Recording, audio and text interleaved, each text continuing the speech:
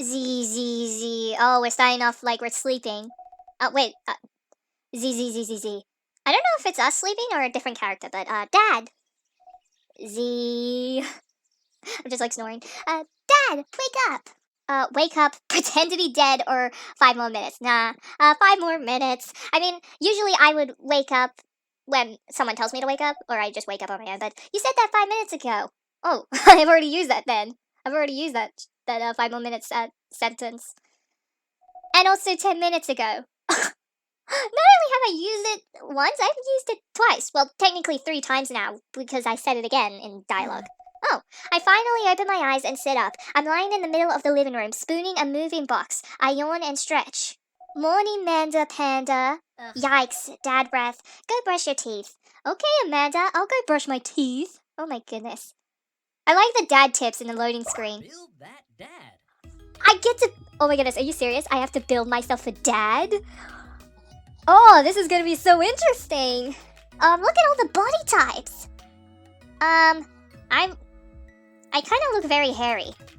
If I want to be honest, I don't like, I mean, I'm not, if I don't know, I'm not feeling the hair, so maybe I should get rid of that. Yeah, make it smooth. Now, I'm kind of like this skin color, like I'm a mixture of light, but I'm a mixture of olive. Okay, now let's find a good head shape for me. I think I like that. Let's move on to the hair. Oh, we got some interesting hairstyles right here. Oh my goodness. Oh my goodness.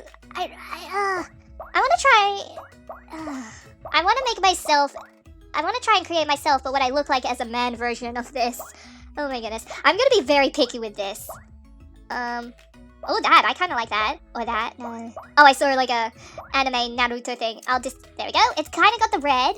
Oh, brown, pink, ginger. I mean, that's red. That's closer to my color. Oh my goodness, I'm gonna be so picky with the rest of this. So, I'll see you spirituals when I have at least done some... I'm gonna probably take forever trying to pick what I like for my character, so I'll see you spirituals soon. Okay, let's do some clothing. Ooh, look at all these options. We can go, like, basic. Ooh, a hamburger. Or an anime, that's cool. Oh, we can do this. Ooh, eggs on the man chest. Ooh, the flowers. The holiday. Ooh, I like that shirt. Ooh, the stars are pretty. Ooh, business suits. Ooh. Oh my goodness. Okay, I'm kind of liking the business suits, but I want the cat suit. Because I love cats. And cats are cute and cuddly. And yeah, so this is me. As a dad. Like, me as a dad. But I'm not gonna lie, I would probably wear like a cat shirt in real life. Like, just wear a suit with some cat clothes. Like, I'm not afraid to wear something cute and cuddly. So I'm looking good, daddy. Name that dad. Oh, name that dad. Oh, I already got a name. So if I were a boy, I'm thinking my name should be like Edward. And last name, I'll do Spirits. So kind of like still branding or linking to my channel, like Souls and Spirits. All that. So, yep, this is me. Anyways, let's go ahead and be that dad, because I'm not a hang-on daddy. Oh my goodness, I am so sorry, spirituals. When you're like a grown-up, you'll kind of understand the little naughty secret daddy jokes. Did you fall asleep packing? Wow, I got most of it done, I think. Oh my goodness, I look evil. I did not realize that until now that I look so evil. Oh, I guess I'm stuck with it. But I look good. Searching around the room, it looks like I did a pretty good job. Every box is sealed except for one. Oh. What is this one that we haven't packed away? Wait, straggler. What's in it? Looking into the box, I see a bunch of old photos in little photo albums. Whoa, I haven't seen these in years. I pull out one of the dusty albums from the top of the pile, and we begin looking through it. Oh my goodness. The derpy tongue is so cute. That's the coolest baby I've ever seen. Well, because that coolest baby is you, Amanda. I like how you call yourself a coolest baby. You look cool and adorable, and I like how the flower on the shirt is got a smile. Oh wait, the only way your father and I, or the only way your mother and I. I know this game is about dating dads, but can I make my character bi or something? Because I mean, I heard it, like, I mean, I just don't want it to like effect later on in the game about me being with a mother, but I want the idea of that I used to be with a woman and now I'm going to be with a dad, like a man. So that's what I kind of want to make my character. Like, I want to make sure that I want to make my character equal because we are all humans and we love who we love. So I'm kind of curious to just say that in dialogue. And I know it's about dating dads, but this is my opinion, so I want to give this a try. So, anyways, I guess I should just YOLO it. I hope it doesn't, like, mess up with the characters later on in the game. The only way your mother and I could get you to stop crying was to put the sunglasses on. So wait, me and the mother both each fought, like, just put the sunglasses on the baby. But whenever we tried to take them off, you'd start crying again. Oh my gosh. Shouldn't you just given her a rattle or a toy? You spent the first 2 years of your life with sunglasses on. Oh my goodness. Nice. Halloween when you were maybe 4? Oh my gosh, it's oh my goodness, that dragon costume. You couldn't decide between being a princess or a dragon, so you went with both. Princess Dragon! Oh, that sounds so badass. Why do I remember crying in that dragon costume? You saw yourself in the mirror and realized you were afraid of dragons. Seeing yourself inside the dragon's mouth was a realization of your greatest fear, I think. Right. Yep, definitely repress that memory. Yeah, like, even the worst memories, or the good memories, we just tend to block out. And this was you in your horse phase. Oh my gosh. Dad! She kinda almost looks like a Toy Story character, like Jessie, but a chocolate version. I believe you named that plush horse Sir Horsington the Brave. I don't think that was his. Amanda lunges for the photo, but I quickly snatch it away and hold it above her head with my superior dad arms. My superior manly man dad arms. Nice try, but this is important blackmail for later down the road. Go ahead and try me. I've seen pictures of you in your ska band. Amanda's derpy tongue, like, sticking her tongue out and stuff. I was in a ska band? Ouch, kid. That seriously burned. You burned me, kid. The Communist Manifesto had a chance back in the day. Oh, what is the Communist Manifesto? Is that actually a real thing, or just a I should research that later. But I look off into the distance and reminisce about that rad horn section. Oh dear. Please tell me you're not talking about where that thing. You're not talking about that section, that area. Hey, it's Emma P. No, Dad, that's Emma R. I didn't meet Emma P until high school. Emma R, Emma P, tomato. It's kind of closer to mine. In fact, that's kind of my name right there. Honey, I promise you wholeheartedly that I will never stop mixing those two up. Yeah, because of, like, the initial differences. I mean, I know a lot of people with that same name, so it's sometimes confusing. Like, you accidentally mix them up with one person, like with their last names and such. But Dad, Emma R's been my friend since I was 7. Give it like a little bit of effort. Oh, I mean, you do look young in the photo, so. Alright, Emma P was the one who what? Tried to steal people's pets, fired a flaming tennis ball at the police station, or pooped her pants during a sleepover. Ooh, what about, like, fired a flaming tennis ball at the police station? That kind of sounds so cool and badass. Like, I mean, I'll give it a shot. Because, I mean, it kind of sounds cool. I mean, pooped pants during a sleepover, yes, embarrassing.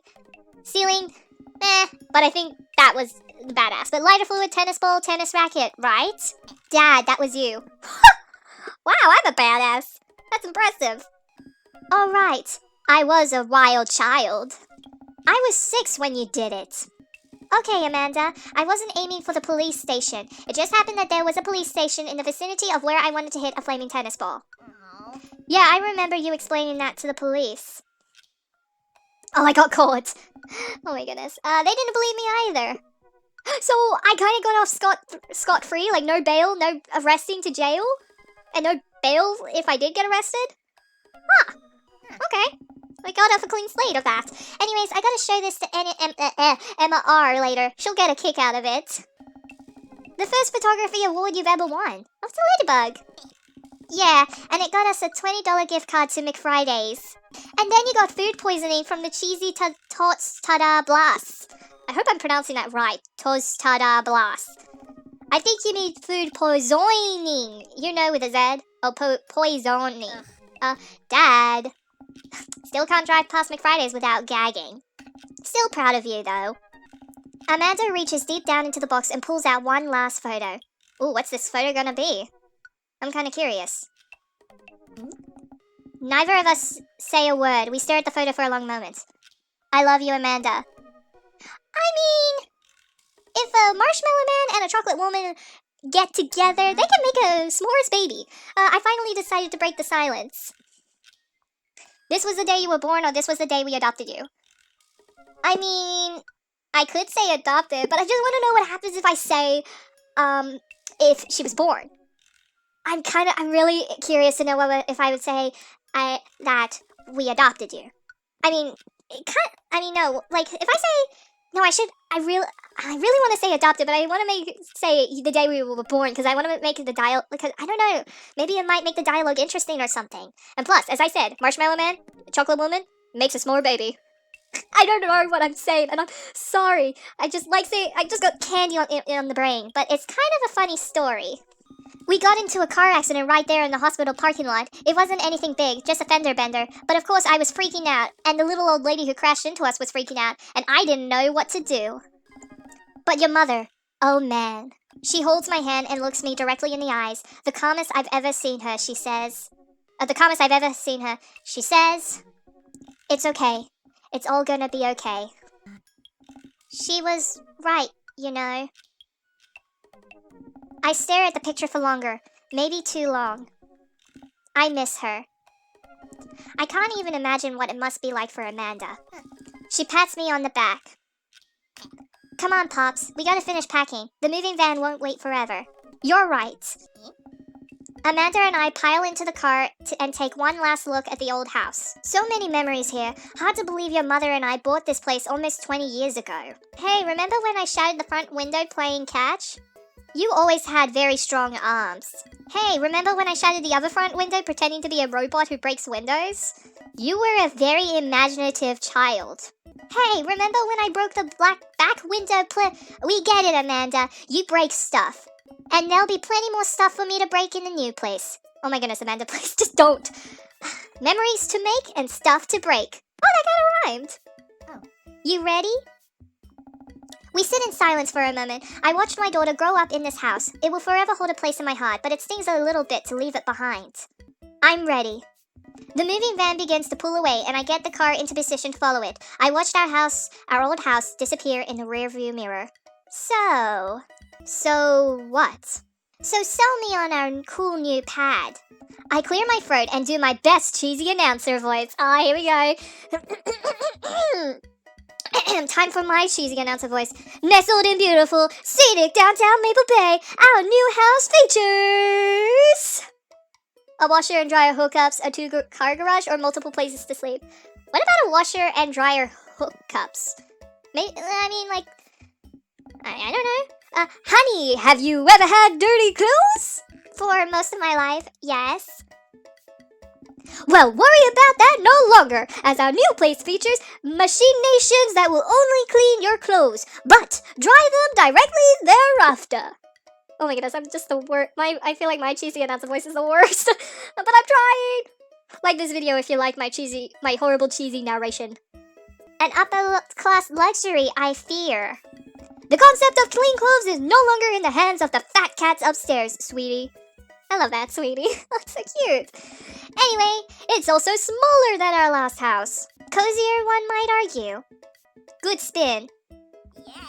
I think it's great. Won't we be closer to a lot of cool stuff that we can walk to, so I don't have to waste gas? And I mean, trying to park downtown is, Amanda, you know you're gonna have to learn how to parallel park at some point, right? Not gonna happen, Pops. I think someone needs to do a 3-point turn on their attitude. Burn! I don't know how to do that either. Have you met the neighbors yet? Not yet, but the neighborhood seems pretty quiet. So you won't have to chase any rowdy teens off your lawn?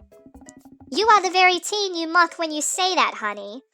I'm in my last year of high school. I'm practically dust. Yeah, you're a real... Don't you dare. Senior! Dad, I know where this is going. Citizen! A senior citizen. Ah, because she's so old.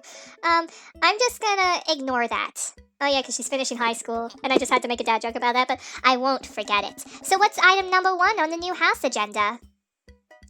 Well, first we'll need to forge a path through the solid wall of boxes that's blocking the living room. I still have to install the washer and dryer. We need to go grocery shopping. Pops, cool your jets. You have to promise me that we're gonna take a break and explore the neighborhood.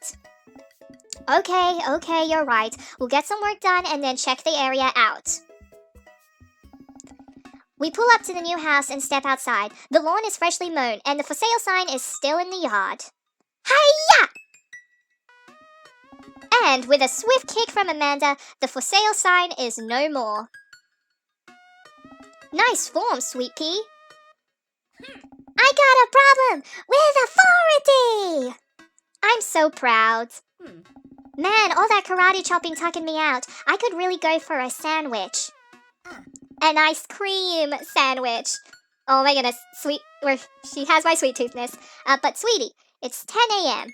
We need to unpack first. I need some coffee ASAP. Or did you even see all the dogs in the park nearby?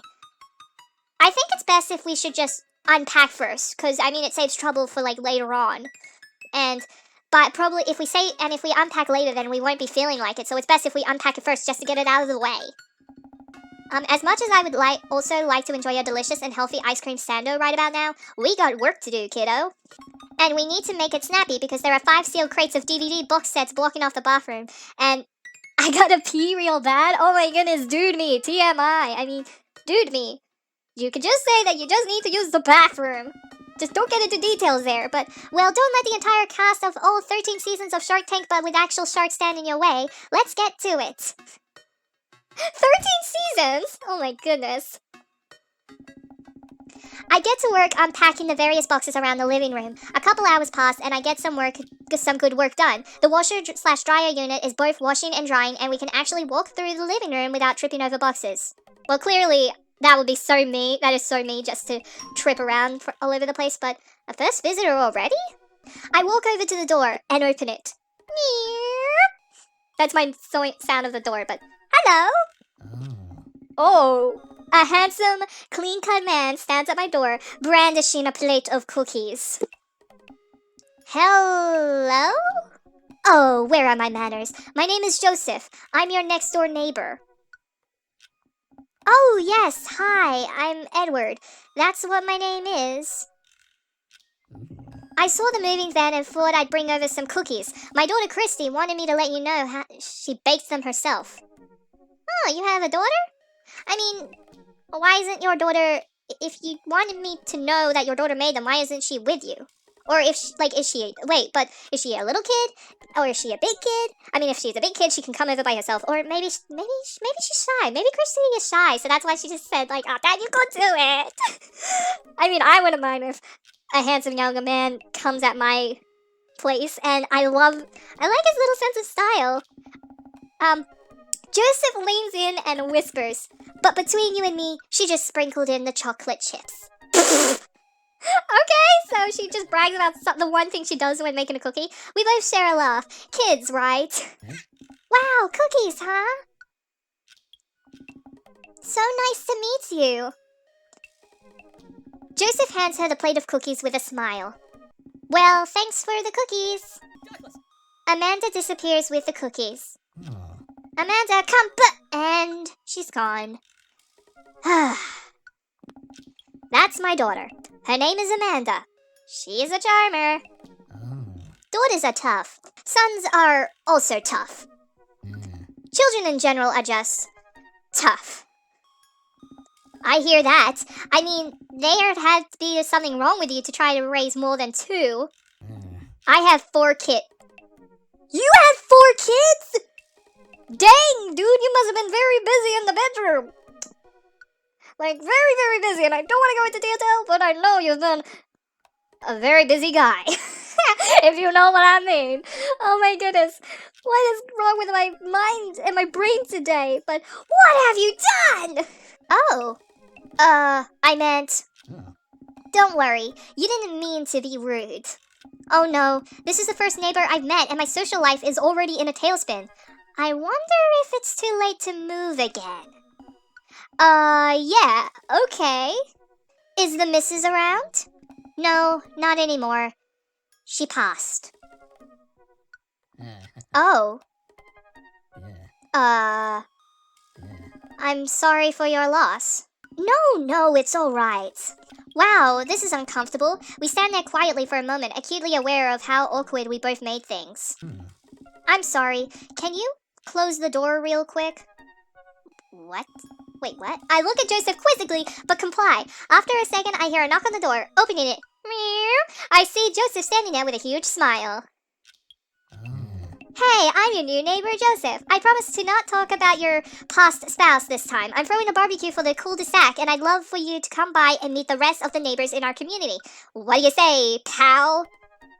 Is that really the... What does cul-de-sac mean? Or am I pronouncing it right? I hope I'm pronouncing it right. But that sounds great. My daughter Amanda and I would love to stop by.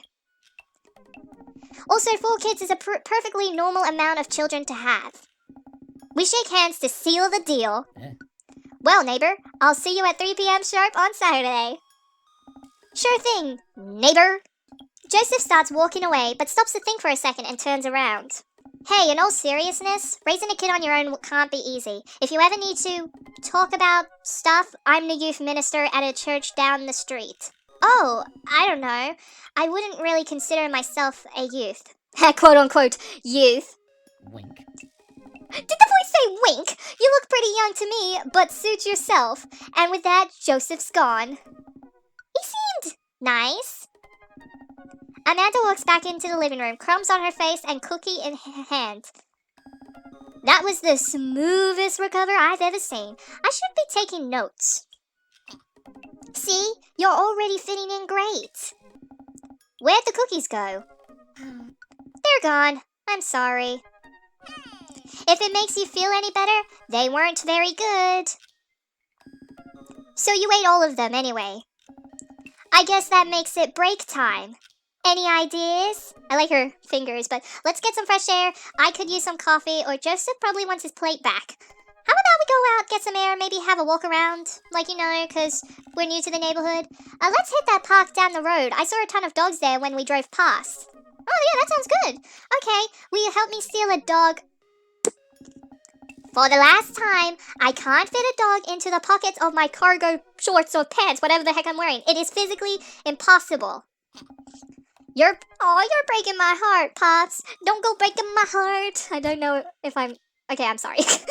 I'm sorry if I'm being Amanda weird. And I begin a stroll through the neighborhood. I can't believe how beautiful it is outside. Kids are playing in the street, the flowers are in bloom, and the faint smell of a nearby barbecue drifts through the air.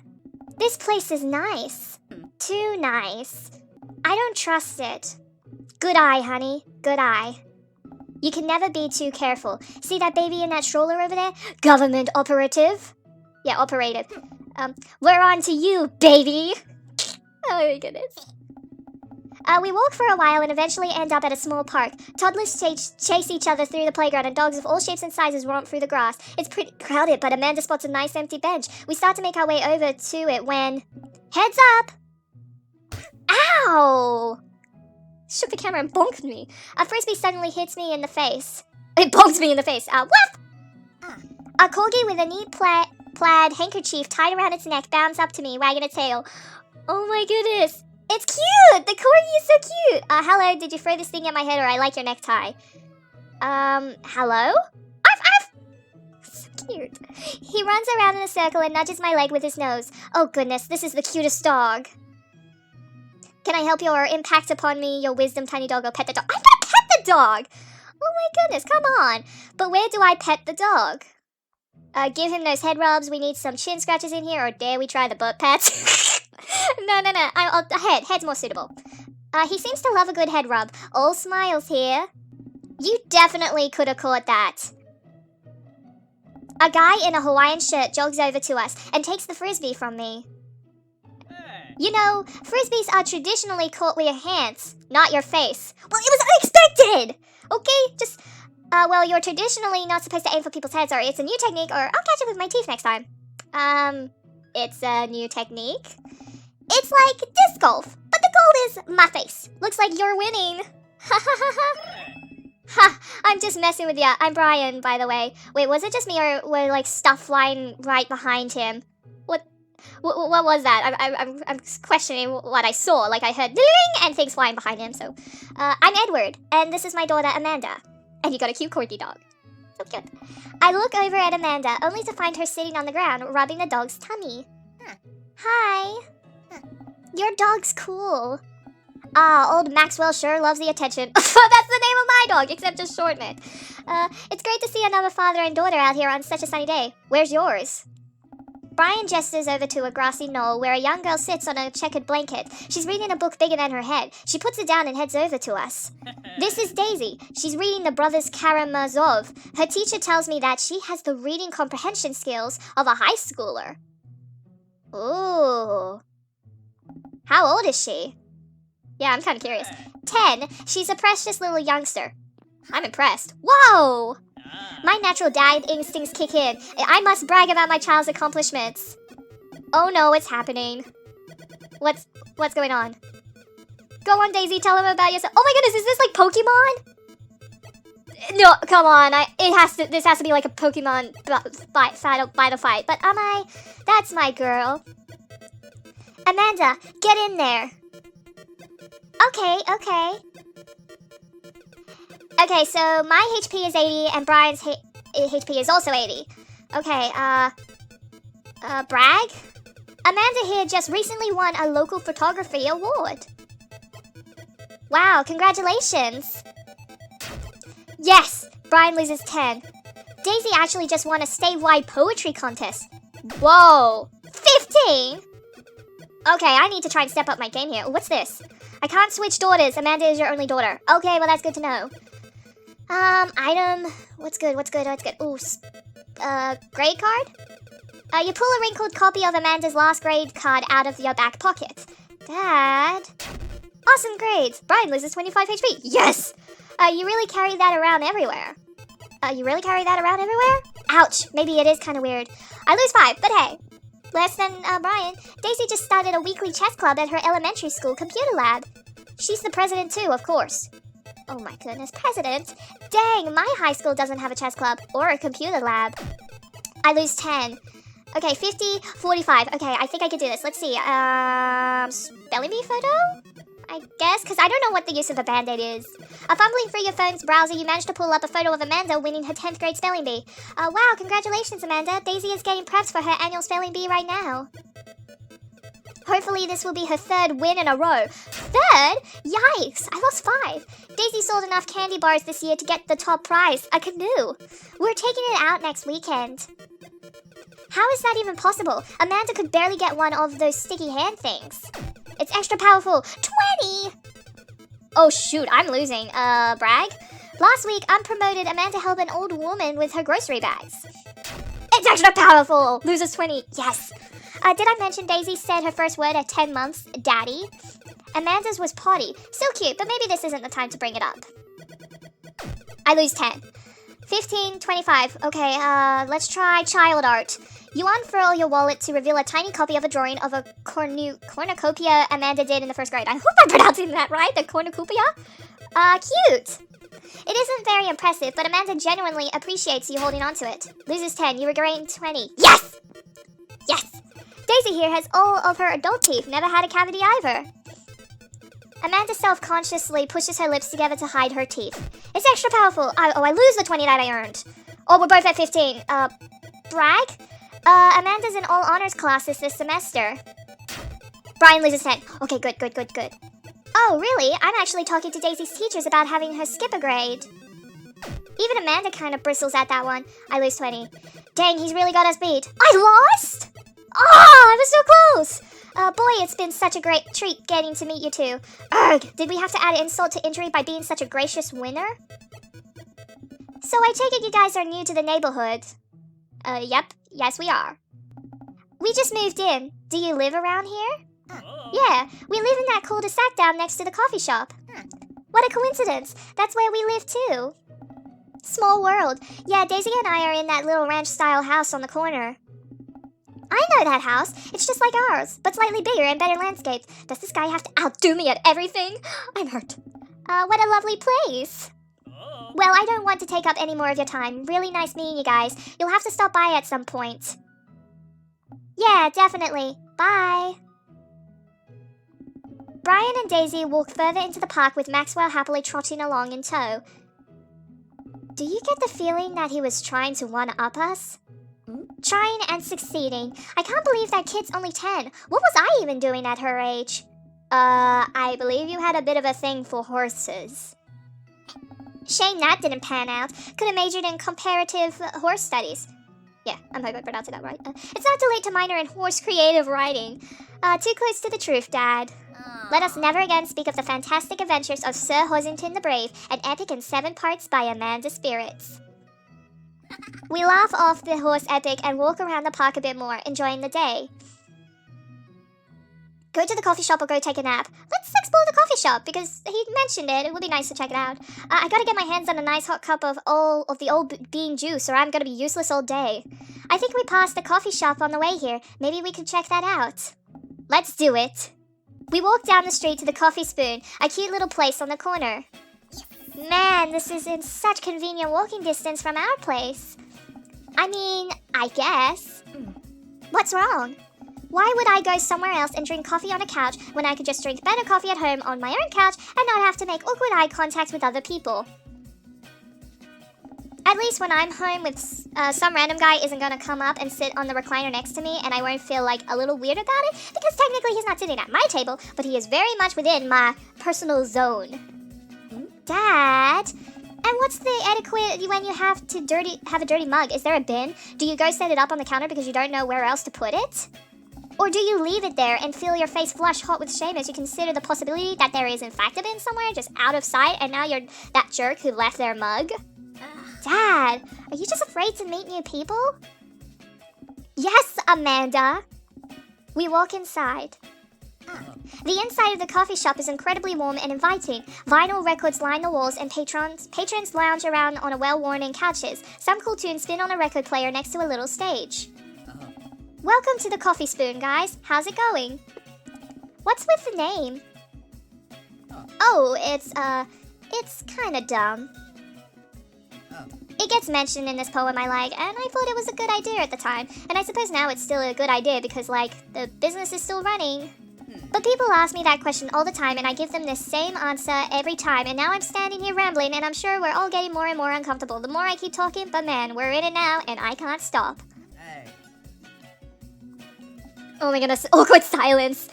We're just awkwardness everywhere. So what'll it be? I scan the chalkboard menu and am immediately overwhelmed.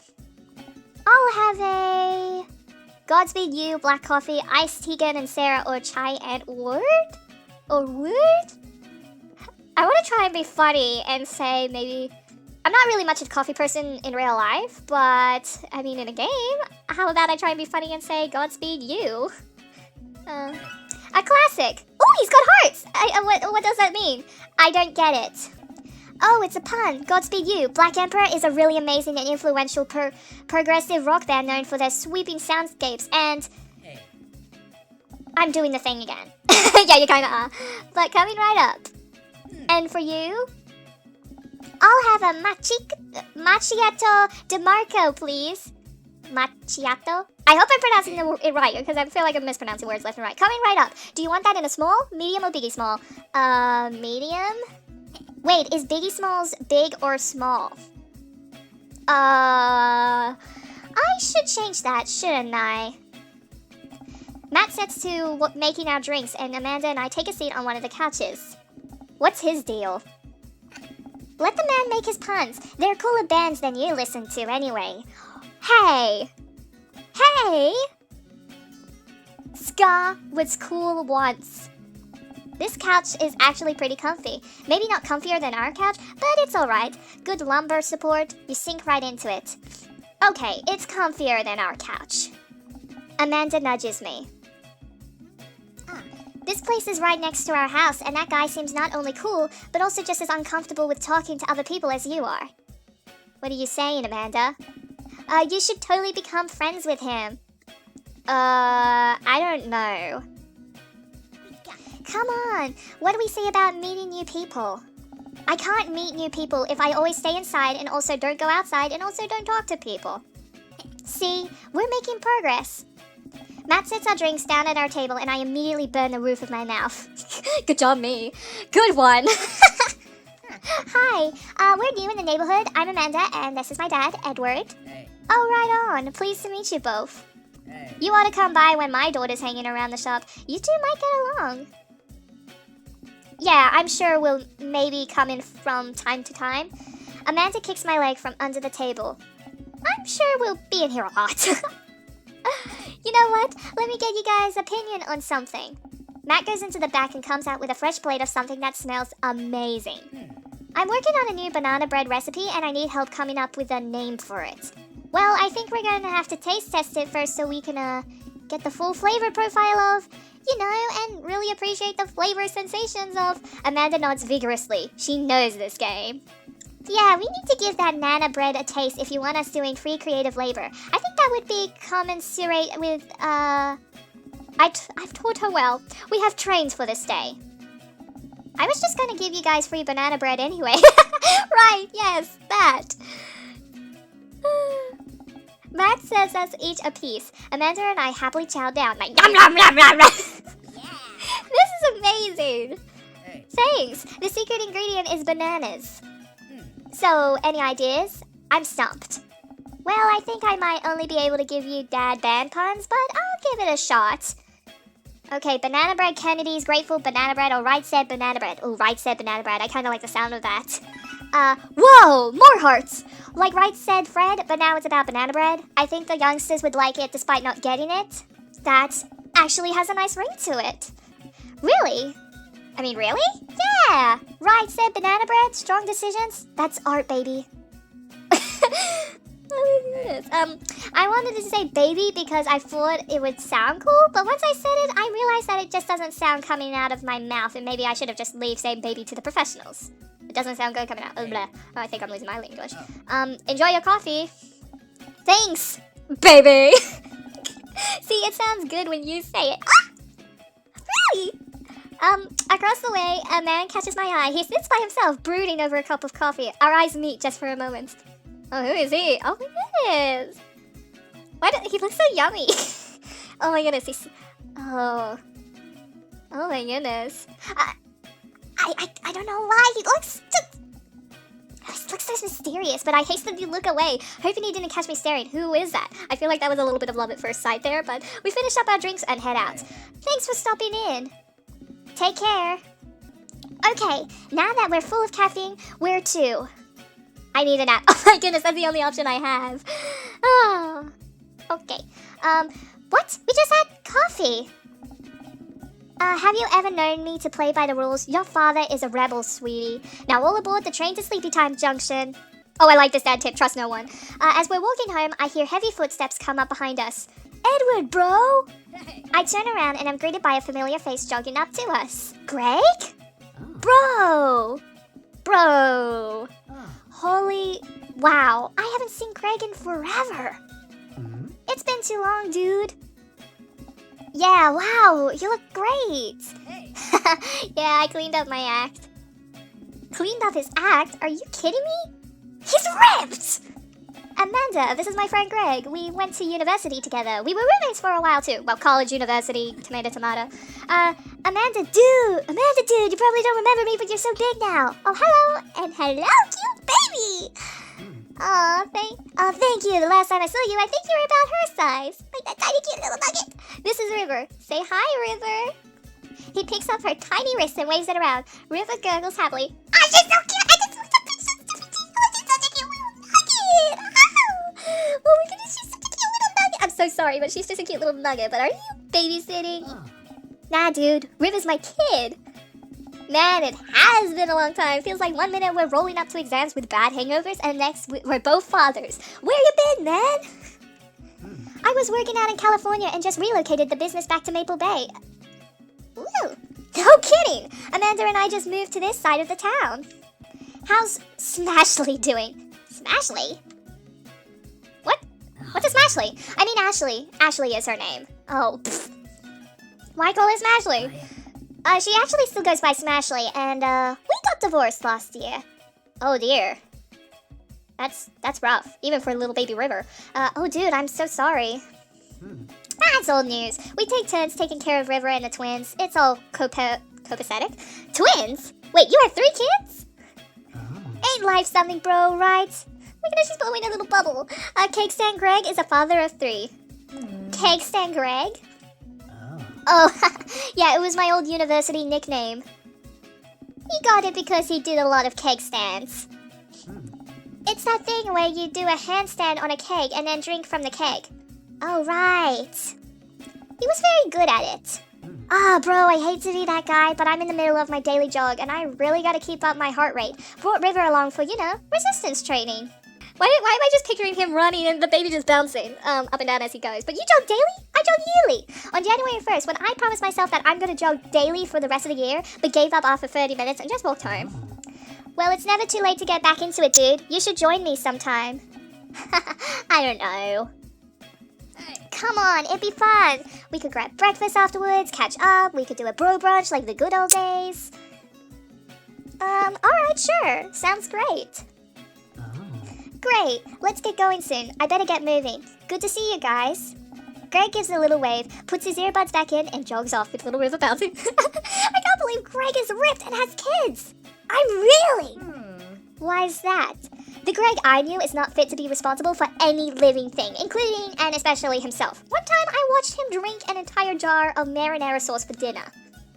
Amanda, he opened up a new jar of marinara sauce, and then he drank it like it was a thing that normal people do. It was unholy, and then I asked him what the heavens he was doing, and he said, and I quote, "It's basically a smoothie, bro."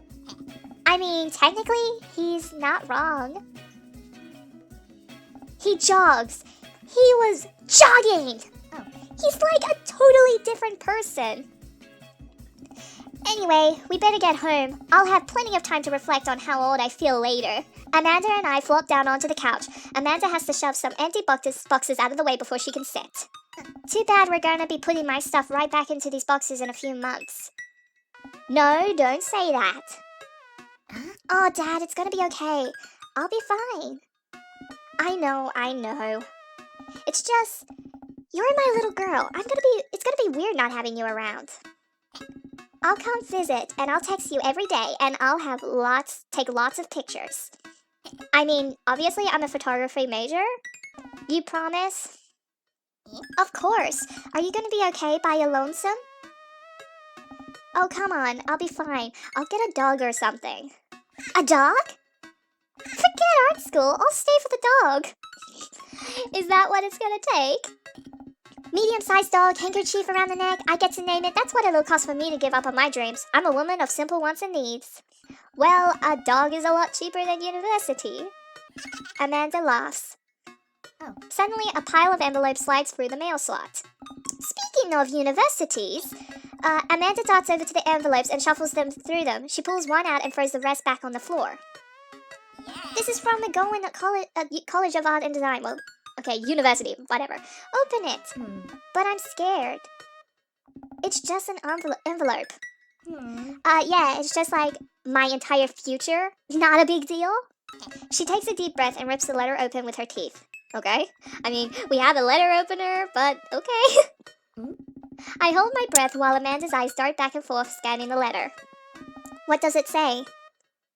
The admissions committee has reviewed your application, blah, blah, blah. Her face drops. Oh dear, that's not good. Regret to inform you that we are unable to offer your admission to McGowan College of Art and Design. Amanda throws the letter on the coffee table. Oh, sweetie. It's okay. I kinda saw it coming. I knew I shouldn't have put that experimental stuff in my portfolio. The admissions officer told me that they just want to see portraits or whatever. I pull Amanda in for a big hug. You're an amazing photographer. I know how much work you put into your portfolio. Some other school is gonna want to snatch you up for sure. Like snatch a wig and steal a tea. But yeah, I know, it's fine. Are you actually fine, or are you just saying that? I'm fine, really. Your face doesn't say it. Your face just, it's the complete opposite. Like, her face says the opposite, but I probably shouldn't push her on this. Just don't make it worse. Oh, and before I forget, Emma R and Emma P are sleeping over tonight. So... You need me out of the way because I'm painfully uncool? I would choose more delicate phrasing, but yes. Well, I'll have you know that I conveniently already have plans for tonight, so you'll have the new place to yourself. Yeah, what are your plans? Quick, think of plans! I am secretly the mayor of this town, or gotta attend a union meeting, or I'm going clubbing. Maybe a union meeting? Because, I mean, I'm not sure. I mean, mayor sounds cool, but think of something a little lower level than that. Something closer to realistic. But Bossman's been writing up pearls too hard. It's time to rise up for our rights. Dad, you're not even gonna invite me to the riot? I'm sorry, sweetie. It's an honest day's work for an honest day's riot. I'm just kidding. I'm actually going to go to bed or go out and watch the game. I think just go out and watch this game, whatever it is, but nice. Which game? You know, the game, the one that's on tonight. The game on TV at somewhere other than here. Okay, cool. While you do that, I'm gonna go do drugs and commit some light arson with the Emmas. I'm concerned you're hanging with the wrong crowd. Amanda shrugs.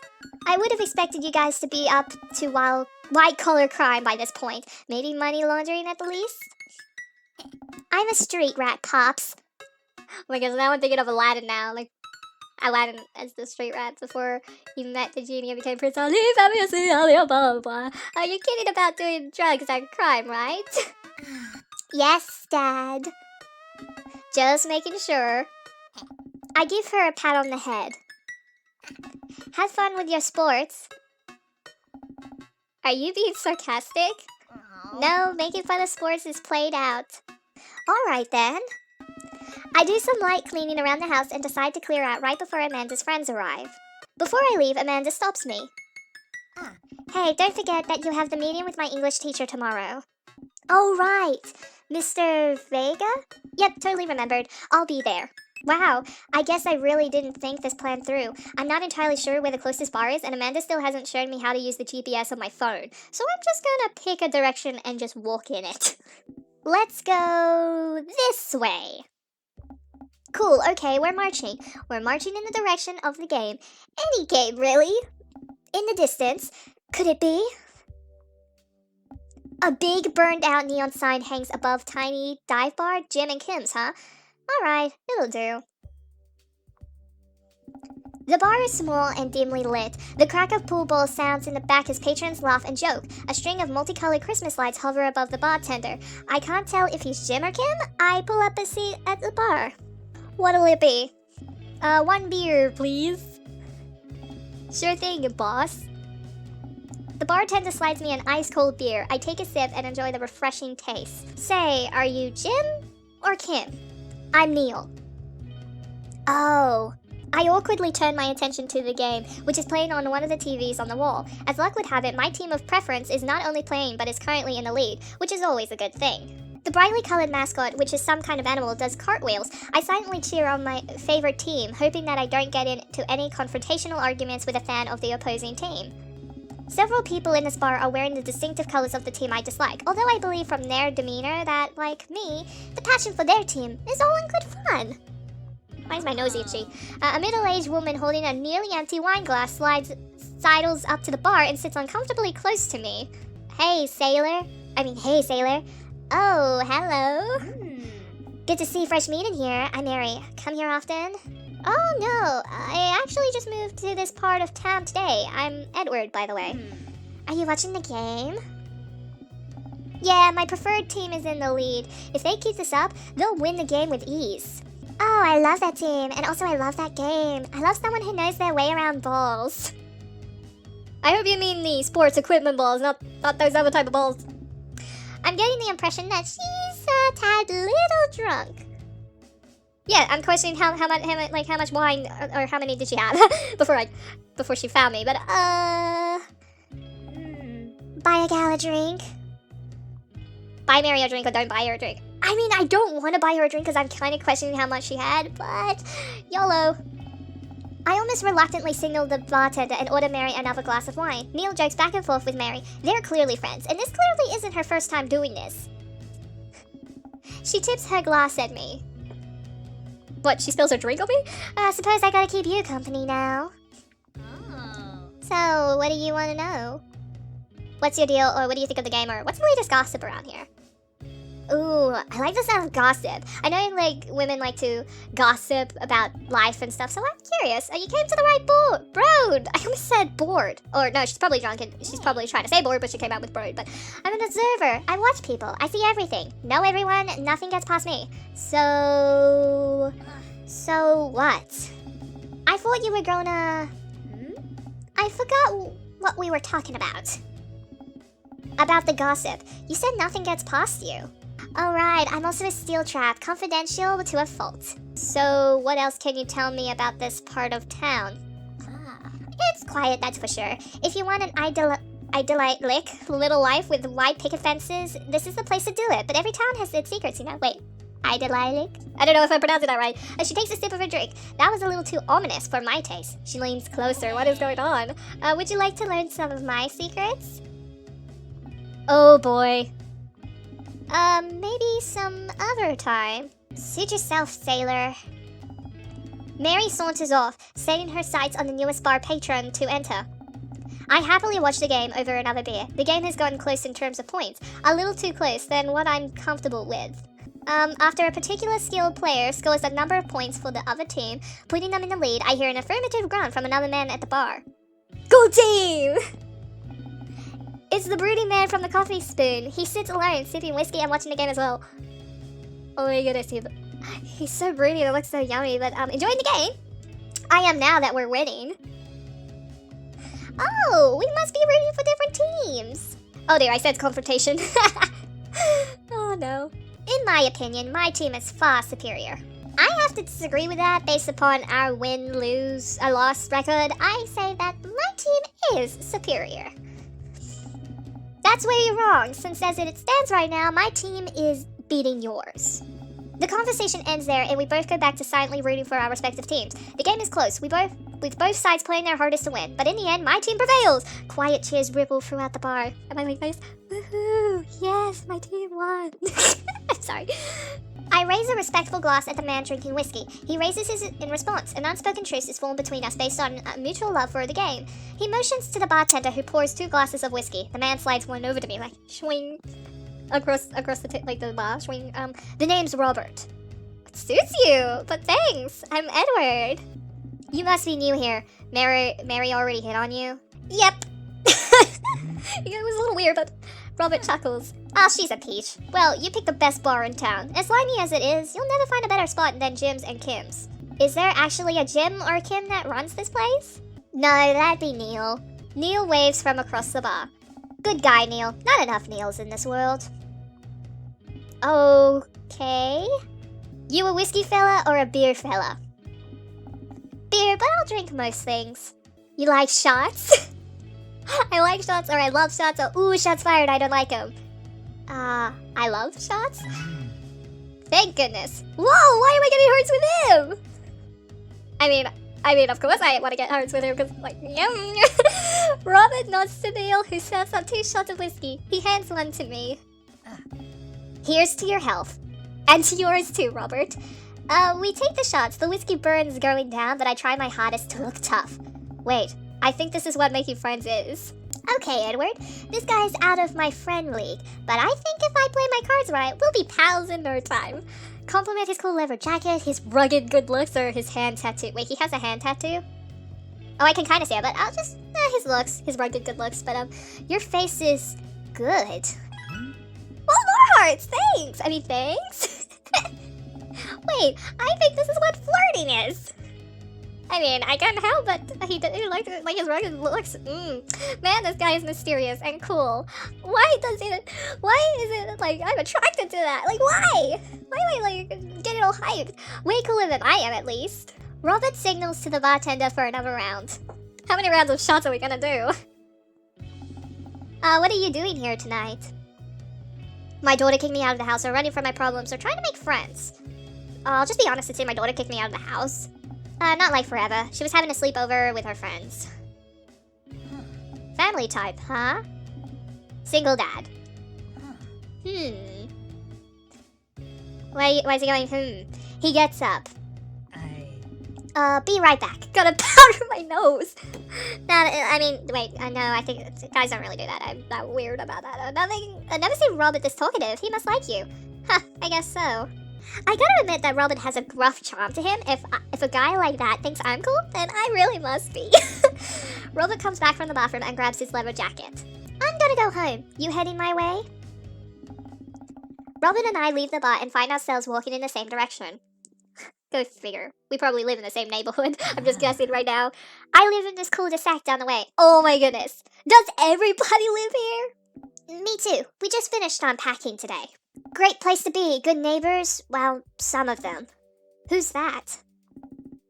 We get to Robert's house, which is just a few houses away from mine. We stop and he turns to me. I don't kiss and tell, Edward. So, are we going to do this or what? Wait, what? Wait, what? What? You know, do you want to come inside or not? A wave of realization rushes over me. I blush. Lay it on smooth, smile and utter. No thank you? Maybe lay it on smooth? Well, I don't see why not. Okay, I didn't say it so smoothly, but that sounded smoother in my head. Let's do it. Do what? Wait, what? I'm not paying attention. I follow him up to his door. He fumbles with his keys for a second and unlocks the door, leading me inside. The moment the door closes behind us, he pushes me up against the wall and kisses me, grabbing my hands. Oh, dear. Oh my goodness. Oh, my heart is racing right now. What? Oh, I know where this is going. Woo, it's getting steamy in here. Oh. Come on. Robert takes my hand and leads me up the stairs and into what I assume is his bedroom. But it's so dark that I can't see anything but Robert's intense expression, where it's just him staring down into my soul. Like, oh my goodness. Like, oh my goodness. I'm sorry. He kisses me again and I can hear him shucking off his jacket. I clumsily take off mine too. His hands run down my chest and suddenly he's tugging at my back. Yes! Woo! I know where this is going. Do you have, you can be a little detailed, but not too much. But I don't normally do this. Yeah, I'm not that type of person. Do you want to stop?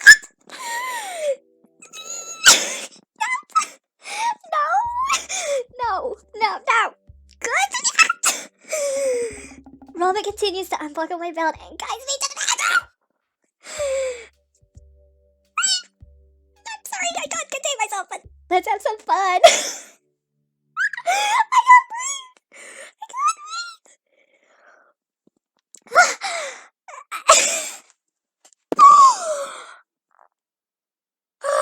Okay. Sunlight streams in between the slats of the blinds. My head is pounding. I really overdid it last night. Wait a minute. This isn't my old house or my new house. There is so much beer and cigarettes everywhere. And clothes. But, okay. Well, we could, if you don't know what happened in the last part, go ahead and watch that because you'll understand about where I am here. But, oh, right. I look around for Robert, but find myself alone. Hello? There's a clatter from the bathroom, and the door opens. Robert is fully dressed and grabs his keys. That was fun. Oh, yeah, it was fun. Yeah, it was. Whew. Gotta keep my cool composure. I mean, you are yummy, but you should go. Wow. I should go? Well, that's certainly not what I was expecting.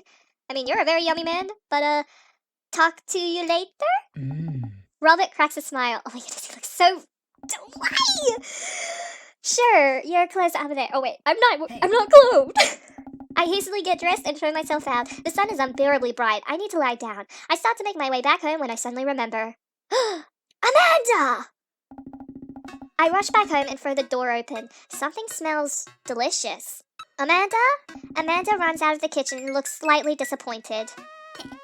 Oh man, I was kind of hoping you had gotten kidnapped and I was going to have to come rescue you. No, I made a friend at the bar last night and ended up sleeping over at his place. And there wasn't really much sleeping, but where are the others? They left a little while ago.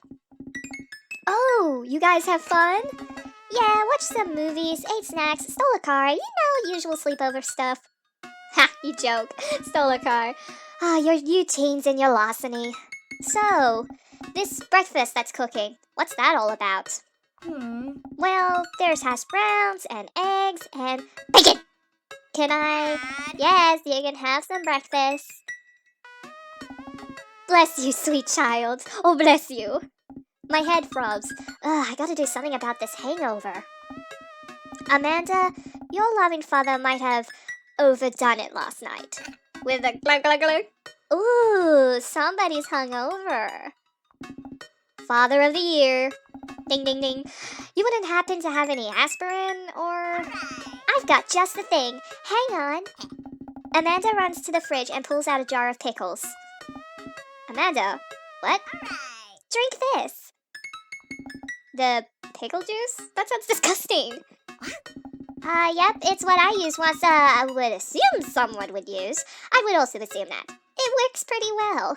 Although, I've never tried it before and won't try it, obviously. Amanda, Who raised you? Amanda Ann, or give her a stern yet resigned side eye? Oh, Amanda Ann. Amanda Ann.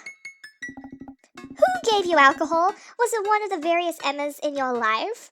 Oh. Dad, chill. Amanda, I have never had an ounce of chill in my life, and you should know that by now. You better not be drinking alcohol in this household. Just drink the juice. This better work. I down a sip of the tart juice. No, more than that. Way more than that. I mean, I assume. Watch it, you. I drink more pickle juice and help myself to the delicious breakfast that Amanda has graciously allowed me to partake in. After inhaling some hash browns and dunking several pieces of bacon into runny egg yolk, I'm starting to feel a little better. Amanda grabs her backpack and keys.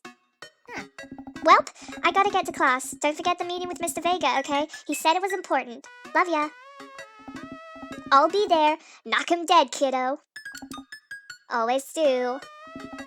We do our secret handshake and she's off. I get a little work done at home before I glance at my watch and see that it's almost time for the meeting. I hop in the shower, change clothes, and head on my way, still a little hungover. I arrive at Amanda's school and check in at the front desk. They gave me a bright orange visitor sticker and send me on my way. I'm barely awake and feeling pretty haggard, but hopefully nobody will notice. I check my watch and I'm relieved to see that I'm only 2 minutes late. Wait, was it 1:03 or 1:08? I spot a youth standing at his locker and approach him for help. Excuse me, do you know where Mr. Vega's classroom is? The youth turns around and looks me up and down with heavily lined eyes. I know it's a sigh, but I think the action is more better, but come on, kid, I'm late for a meeting. Mr. who? Mr. Vega? I don't know. Have you tried the exits? Okay, Mr. Wise Guy, are you gonna help me or not? Fine, up those stairs and to the left. Can't miss him. I head up the stairs and walk around, unable to find Mr. Vega's class anywhere. After a couple minutes of searching, I head back downstairs. That punk youth sent me on a wild goose chase. I get back to where that low-rent Gerard Way is standing, fully ready to give him a piece of my mind, when suddenly a head pops out of the classroom next to his locker. Oh. Lucien, don't you have a third period to get to? Excuse me. Fine, Mr. Vega. Wow! Now I'm officially 10 minutes late. I glare at him as he walks away. We're not cool. You must be Edward. This period's almost over. Would you mind waiting in the back? Mr. Vega leads me in and I take a seat in one of the comically small students' desks in the back. I might get stuck in this. Alright, where were we? Now who can tell me about the unreliability of the narrator in J.D. Salinger's Catcher in the Rye? Yes, Colin? Colin stands up and does a thing where he blows into the crook of his elbow to make a fart noise. The whole class erupts in laughter.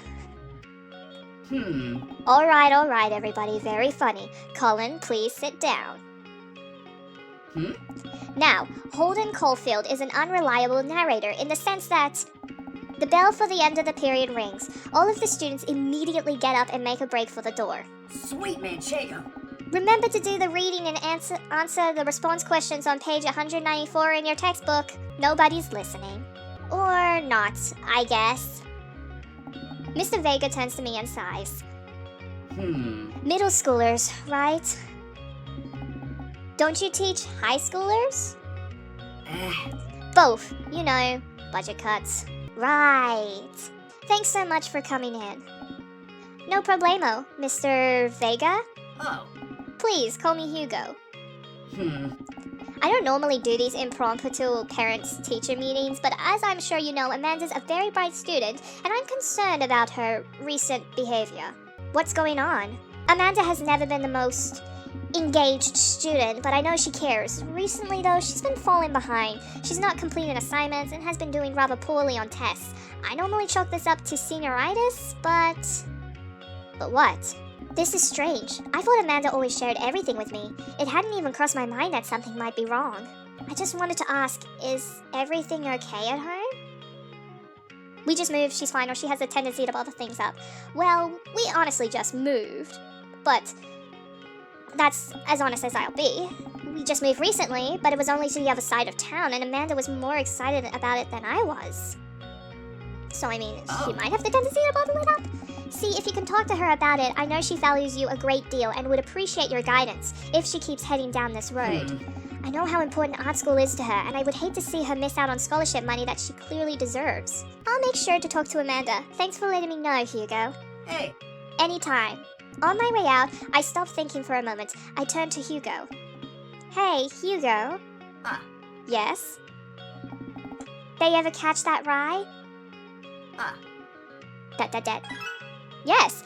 How am I getting the hearts? Like, what does the hearts mean?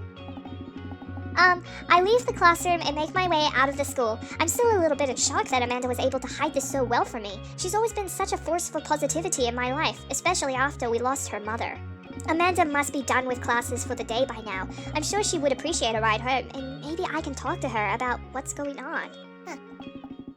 I pull up to the carpool and Amanda hops in the passenger seat. So, did you have fun gossiping about me? Mr. Vega and I actually just gossiped about our celebrity crushes. So you talked about Mario Batali the whole time? It was a very productive meeting. I'm pretty hungry. Can we grab some dinner? Sure thing. We can make something at home, or let's go to the mall food court. I mean, mall? I mean, girls like shopping, and plus, we're new to the town. It would be nice to explore the new mall. But does that sound good to you? Like dinner at the mall? Plus, nice takeout would probably cheer her up. But yeah, sure, why the mall? Jeez, can't a dad take his daughter to the mall? Will you buy me things? I will buy you a thing. Singular. Sounds like a deal to me. We drive in silence for a short while. Amanda plays a game on her phone. I should say something. You know, sometimes when a kid gets older, they find that they have to keep things hidden from their parents, and that's okay, because sometimes that's what kids do. And that's okay, but also sometimes it's good to have the parents' perspective, because you know, maybe the parents have also dealt with similar situations. Well, this is a good life lesson here, and maybe they're a little cooler than you give them credit for. Anyway, what I'm trying to say is that it's good to share. Love you. Have you been reading my tweets? You have a Twitter? What? Never mind. Look, sweetie, Mr. Vega said you haven't been participating in class and that you're not turning things in. Oh, I'm fine, Pops. Senioritis and all that. I thought you liked Mr. Vega's class. It's fine. He's fine. We pull up to a stoplight and I eye Amanda. She's still texting. I want you to know that you can talk to me about anything. I can tell that whatever it is, she doesn't want me knowing about it. That's frustrating. I heard Emma R is going to that fancy art school in California. That's exciting. Yep. Are you bummed that you guys aren't going to the same school? Yep. Amanda keeps texting. She stifles a laugh. What's so funny? I don't think you get it. Okay. Who you texting? Noah? Who's Noah?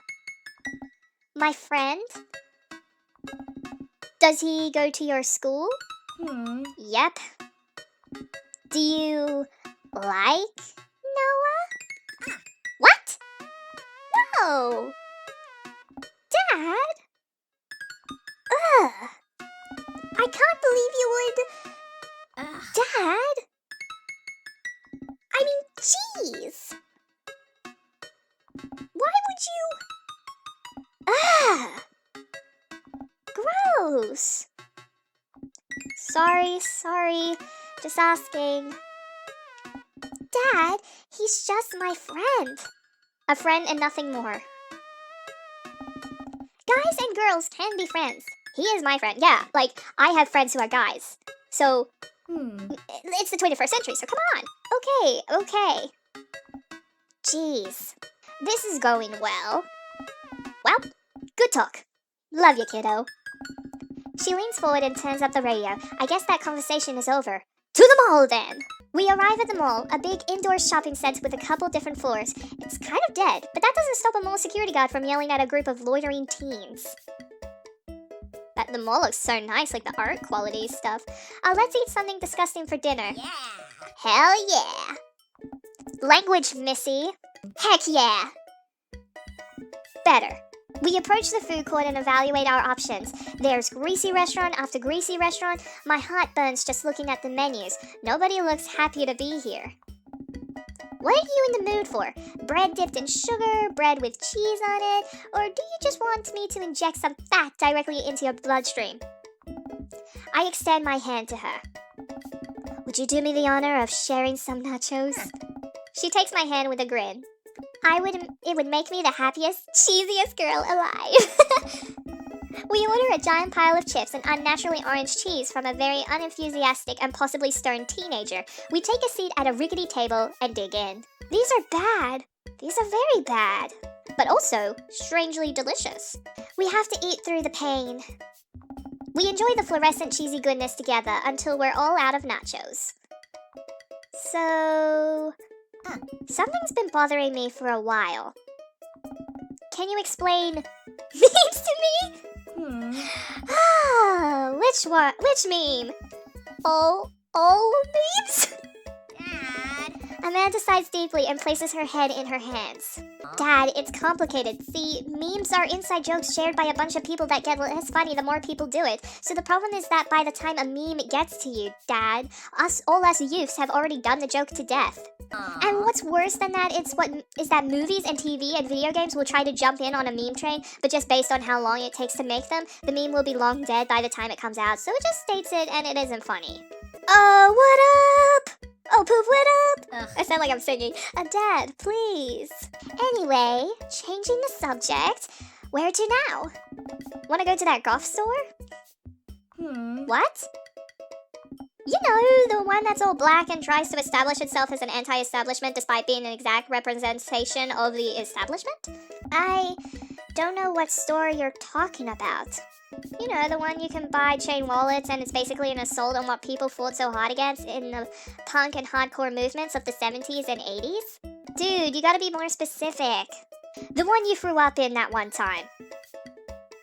Oh, that one! Amanda runs into the store with me trailing behind her. She makes a beeline for the back. There it is. You can still see the outline, kinda. I'm so proud. Speech. Amanda. Yeah. Speech. Alright, I'll do it if you stop chanting. Amanda stops immediately. I clear my throat. Thank you all for joining us here today to commemorate an historic moment that would forever shape history. On a day very much like today, some 5 years ago, our very own Amanda Ann Spirits had too much blue raspberry slushy on an outing to the mall. After begging her father to take her to Dead Golf and Beyond to buy rainbow suspenders, she proceeded to throw up all over a display of My Chemical Romance merchandise. Her loving father then had to pay for said merchandise, which is to this day remains among our possessions. Thank you. Amanda is moved. She begins clapping, slow at first, then faster and more vigorously. Several other patrons turn their heads. One of them also starts clapping. I bow my head. Oh hey, chain wallets!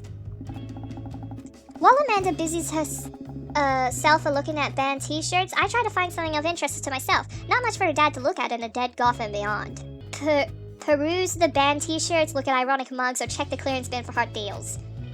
I wanna... maybe ironic mugs. It sounds funny. I wanna know some funny irony jokes. Like, what jokes will they do there? But I'm suddenly stricken by existential fear. If there's only one number one dad, then why are there so many mugs here that say that? This whole time, I thought I was the only one. If I'm not number one, where do I place on the global dad ranking charts? Probably at the lowest. Like, I'm very, very down there. Right on the, like, the bottom slot of global dad rankings. Well, I have work to do. Look, this is very important to me. I overhear a stifled argument over at the cash register. An older gentleman is carrying a garment and showing it to a bored-looking cashier with pink hair. He looks... why? He's like a vampire. He's like so he's so mysterious. Why does that attract me that he's so mysterious? I can see that. Don't know what to tell you, dude. I just work here. What? Listen, when I bought this online, the website said this blouse was Victorian-inspired. However, when I received it, it clearly held the trademark of Edwardian dressage. My name is in it! Edward! Edwardian. I hope I'm pronouncing words right. If I'm not, I am sorry. Do you want a coupon? I can give you a coupon. Will you leave if I give you a coupon? Is there a manager present? People have to know what they're buying. I am the manager. I see. Well, it would seem that I have outstayed my welcome. Good day, shopkeep. Your superiors will receive a strongly worded letter by post. Whatever, dude. The man whirls around and storms out, his literal coattails trailing behind him. I can't tell if they are Victorian-inspired or Edwardian in nature. Why does he have to be so mysterious? Oh my goodness. Amanda trots up to me with a t-shirt in her hand. Oh boy, here it goes. Hey, Datron 5000. Oh wait, she looks sad. Why am I saying it so happy like that? Yes, I'll buy it for you. Wow, that was easy. Thanks. At least it's only one this time. Amanda plops the shirt onto the counter and grins at the cashier. I love your hair. I love your hair. Like, I love the pink. Like, oh my gosh. Wow, I went sassy. The cashier says nothing and rings Amanda up, radiating hatred. I hand her a 20. Just keep that hatred away from me. So, what was that guy's deal? The cashier rolls her eyes so hard, I'm worried she'll pull something. That's Damien. He's in here all the time. He's obsessed with Victorian fashion or whatever. Oh my goodness, Damien. Oh, I love that name. She hands Amanda her bag, and it's clear the conversation is over. We make our way out of the store and head home to get some rest. Amanda and I sit on the couch trying to find something to watch over bowls of ice cream. Oh cool, Long Haul Paranormal Ice Road Ghost Truckers is on. Your favorite, right? Oh hell yes! They have to make it over the Canadian tundra before the ice road melts, but also, they're hunting ghosts. It's like a spin-off rip-off of Ghostbusters. Also, the trucks are haunted. This is an episode I've already seen, but it's one of the best. Callum and Flint Dogbone, the twin-brother truck driving and ghost hunting duo, find themselves in the greatest peril yet. Oh no, the ghosts got control of the truck. I can't steer on them. They're darn ice roads. Also, is there a spelling error for can't? Because why was there an I in there? Let me use this EVP meter to try and communicate with the spirits. Oh wait, are they in an accent? That's why it sounds fancy-ish. Flint, we're about to die. Ah, almost got it. If you listen carefully, it sounds like it's saying you're going to die. That's because we are about to die, you. This is art. The episode ends and Amanda excuses herself to go and start arguments on the internet. I stay up a little longer, curious about the exploits of Callum and Flint Dogburn after their disastrous ice road accident. Afterward, I crawl into bed and get a good night's sleep. Z. Oh, we're back with falling asleep again. Let me try. Morning, sleepyhead. 5 more minutes. You have never ever let me have 5 more minutes, so get up. Fine. We have cereal for breakfast and spend the morning putting together furniture. Amanda is much better at interpreting the tiny manuals. We're able to put together a few shelves and one desk, but I'm pretty sure it was supposed to be a bookcase. Oh, so you're making a coffee table, like a mini desk, when you're supposed to make a book? Okay, yeah, okay. So, you excited for the cookout today? Excited to beef up my grilling skills, or if there's food I'm excited, well, beef up my grilling skills. I'll see this as a learning opportunity. If I can snake some hot grilled tips, I think we can consider it a success. Don't you want to meet some of the people in the neighborhood? I'll probably end up standing uncomfortably in the corner with a plate of food and hope that nobody talks to me. Dad, you're a beautiful work in progress. We will get that butterfly to emerge from the cocoon. The social butterfly. I like that nickname. Well, we better start getting ready. We definitely don't want to be late. What? No, we have to be fashionably late. Who shows up to a cookout on time? You know what? We're going early, just because you said that. I head out the door and Amanda reluctantly follows. We walk across the street to Joseph's house with a store-bought veggie plate. I'm a terrible cook if it doesn't involve a grill.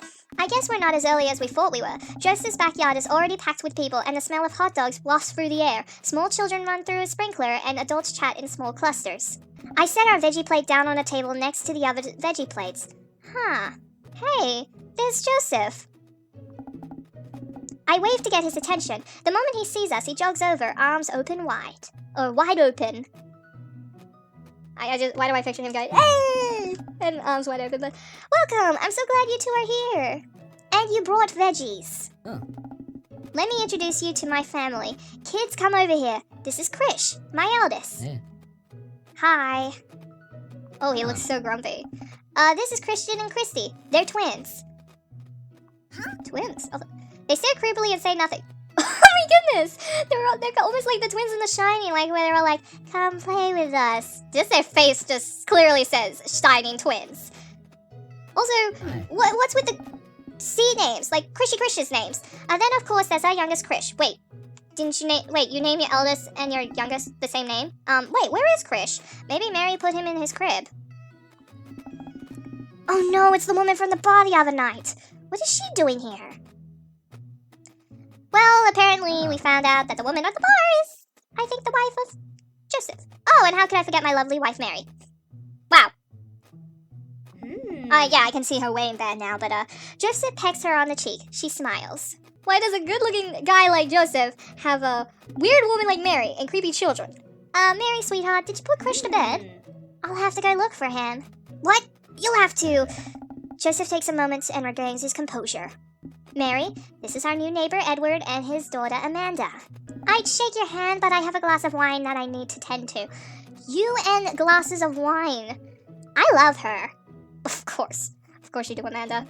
You love her mood. But nice to, meet you, Mary, for the first time. Charmed. Well, I have to go over there now. Mary leaves. Oh goodness, this is so awkward. I wonder if Joseph knows. I wonder if Mary knows that Joseph knows. I wonder if Joseph knows that Mary knows that I know, and my brain is going all scrambled. It takes all of my energy not to run away from the barbecue and start fresh in a new city. Yeah. My wife has a wonderful sense of humor. But please, you two, enjoy the barbecue. All the guys are really excited to meet you. Amanda and I mill around and try some of the food spread out on the table. I pick at some deviled eggs. Amanda grabs a small paper plate and immediately begins piling it with baked goods. Ugh, I don't want to have to make friends. Oh. Come on, Dad. Who are you going to party with when I go off to school? But I don't want to have to do pleasantries. Dad. Ugh, they're going to talk about weather. Go, do it. Make a friend. But how could I possibly abandon my only child at a social function? That's bad parenting. This plate of cookies is my new dad. Bye. Wow, I got replaced so quickly. Amanda shoves me into the center of the yard. Well, here goes nothing. I look around the party and I'm surprised to see some familiar faces. Isn't that the barista from the coffee spoon? Oh my goodness, no way. Oh, dang! Robert's here. Oh my goodness. Didn't that guy throw a frisbee at my head? Well, more like my face. It bonked in my face. But isn't that the guy who was throwing a fit in Dead Gotham Beyond and looks like a mysterious vampire? What? Why do I like guys that are so mysterious? Aesthetic. But isn't that Amanda's teacher? Hey, I know Greg. With little baby River. Wait a second. All of these people live in our cul-de-sac? That can't be right. I better investigate. Talk to Robin and Brian, Matt, Hugo, and Craig, Joseph and Damien, or just burger time. Now, I should probably be nice and socialize with all the possible dads I'll be dating, so let's talk to Matt, Hugo, and Greg. Matt and Hugo seem to be embroiled in an intense discussion. Greg looks on, smiling politely. I walk over to say hello. Well, I don't think it's fair to try and compare two art movements like that. Periods in art only exist because they're a unique byproduct of the social and political climate of a time and place, and to try to take something like that, say, the Rococo period, and compare it to the postmodernism in America, you're completely disregarding the context in which a work of art is created. Matt and Hugo seem to be so busy talking that they didn't notice me. Greg leans in. Dude, I have no idea what's happening. Talk to Greg or listen in on Matt and Hugo. Well, I mean, Greg is talking to me, so it would be nicer to talk to him. Like, don't ignore him. And, like, I want to, like, acknowledge his, presence. So I turned my attention to Greg, who seems a little more attentive to my existence. Besides, it would be rude to ignore him. So how'd resistance training go the other day? Oh. Great. Little River here is a great cheerleader. Aren't you, tiny bro? Yes. Cute little nugget! Greg grabs River's arms and waves them around. Cute little tiny nugget. I'm so obsessed with her. Oh, she's fighting so cute, but you can do it, Dad. I'm so proud of you. I'm sorry for pooping on you. She must be a handful at that age. Hmm? Oh, they always are. Bro. But it's so worth it. Greg grabs River's arms again and waves them around. Hmm? Also, I'm sorry for throwing up on you, Dad. Hmm. How are you settling in? Almost done. The new place is perfect, sir. I never get too comfortable. Well, the place is perfect. It's really cozy and the neighborhood is beautiful. I'm so glad we moved here. Because I got to meet all the dads that I'll possibly be dating. And I'm even more glad that we're right next to my old best friend. Greg gives me a playful punch on the shoulder. Ow! I remember that hurting less in the past. Oh, because Greg was less rip. So it was less punchy, hurty. I just realized Matt and Hugo are like twinning with the glasses, but just their chocolate skins are different. Like one is more toffee, like caramel, Nice. and the other like, I don't know, but I got distracted. Anyway, sorry, I've been doing push-ups and stuff. Edward, how are you liking the neighborhood? It's pretty nice. Everybody's been super friendly. Hey. Seems like your daughter is fitting in just fine. Matt points across the yard to where Amanda, Daisy, and another young girl are playing. They're all sitting cross-legged in the grass, picking weeds and weaving them into little flower crowns. It's pretty adorable. The girl I don't recognize jogs over to us. What is it, sweetheart? It's a flower crown. I thought you'd look cute in it. Hey. Well, there's only one way to find out. Matt takes the flower crown and places it on top of his head. Am I cool now? You look adorable. The girl stares at him, thinking it over. Nope, but you're slightly less uncool than you were before you put it on. Hey. Ouch!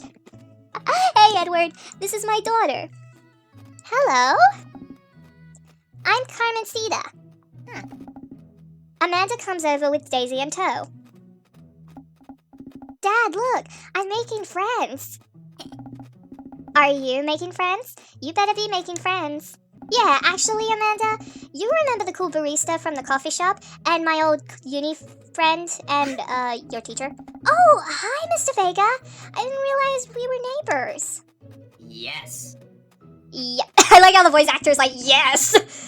You still gonna get me that overdue term paper? Aww. Great seeing you. Amanda finger guns her way out of the conversation like a champ. She learned the finger guns move from me. I'm very proud. Well, should I be proud? She's definitely a charmer. Speaking of which, where did my son go? Hugo looks around the party. He must finally spot him because his eyes go wide. Sweet manchego. Ernest Hemingway Vega! Are you smoking? Ernest is holding a lit cigarette. Nope. I see Ernest across the way. He casually takes a long drag of his cigarette and then flicks it into the gutter. Unbelievable. Excuse me. Hugo marches over to Ernest, and I turn my attention to Matt and Craig. Kids, right? Man, I do not envy Hugo. The last barbecue we had, Ernest tried to shove a sparkler down Joseph's pants. Nearly burned down half the yard. Wait, how is that possible if you shove it down someone's pants? But and the barbecue we had before that, he actually burned down half of the yard. Arsonist! Psychopath arsonist! And then it spread onto my lawn and burned down half of my yard too. Hugo walks back over to us, practically dragging Ernest behind him. Oh my goodness, look at him! Hugo's son! Hey everybody, sorry about that, Edward. This is my son, Ernest. He looks like a gangster that takes drugs or does drugs for a living. This is what happens when you take drugs. Just don't take drugs in school. The funniest thing is Hugo's a teacher, but his son is like a gangster. Hello. Ernest looks away, sulking his hands shoved deep into his pockets. Hugo nudges him impatiently. Hey. Nice to meet you, Ernest. What grade are you in? Does it matter? Ernest! Okay, I'm in the 8th grade. God, are you happy now? I'm sure you were just dying to know. Wait, you're in 8th grade and you're like smoking? That is too young, dude. Yeah. Good for you. Oh. Can I go now? I'm tired of talking to old dudes who blame my generation for the failing economy. Ouch. What a burr. For a psychopath gangster arsonist. Ernest! Oh yeah, because I'm totally embarrassing you. Ernest puts earbuds in and storms off to stand in the corner. Well, that was certainly something. And my headphones are slipping off. He seems nice. Hugo puts his head on his hands and sighs. Oh, head in his hands. I'm so sorry. He's having a really rough time. As much as I want to be the cool dad, I have to be the authoritarian dad, and he clearly resents me for it. I mean, I think as a dad and a teacher, that's about as authoritarian as you can get. Honestly, are any of us cool dads? Is it even possible to be a cool dad? What? I'm cool as a cucumber. See that right there? You can't say that. Oh. My kids think I'm cool. But for how long, Greg? How long do we get to be the cool dads? I don't know. Don't know. Hey. I think we just have to accept the fact that as dads, we've become the machine we once raged against and accept our fate to unironically wear socks with sandals. Your kids may think you're cool now, but the moment they hear puberty, you're doomed. Amanda's 18, and she still thinks I'm cool. I yell across the yard to my daughter. Amanda! I'm cool, right? No, I'm being embarrassment. Amanda just laughs. She keeps on laughing. And laughing and laughing and laughing. I'm such an embarrassment. I see your point. Oh. As much as we all want it, I don't think it's as important to be a cool dad as it to be a good dad. We can't all be best friends with our kids. It just doesn't work. I mean, look at me and Ernest. Our job as parents is to make sure our kids turn out okay. Yeah, you're right, but it'd be nice to have it both ways. Hearing these guys talk about this makes me think of my relationship with Amanda. We get along so well, but there might come to a time when it won't be like that. Is university when that happens? Oh. Hey. Don't let us eat up your time, Edward. Go meet some other people around the neighborhood. Okay, how about we talk to Robert and Brian? I walk over to Robert and Brian, who are chatting over drinks. Determined not to be weird about what happened that night between Robert and I hope Robert feels the same. I don't know, but hey, guys? Edward, how the heck are ya? Settling into the neighborhood all right? Oh, you betcha. Got the living room in order at least. Just decluttered the clutter.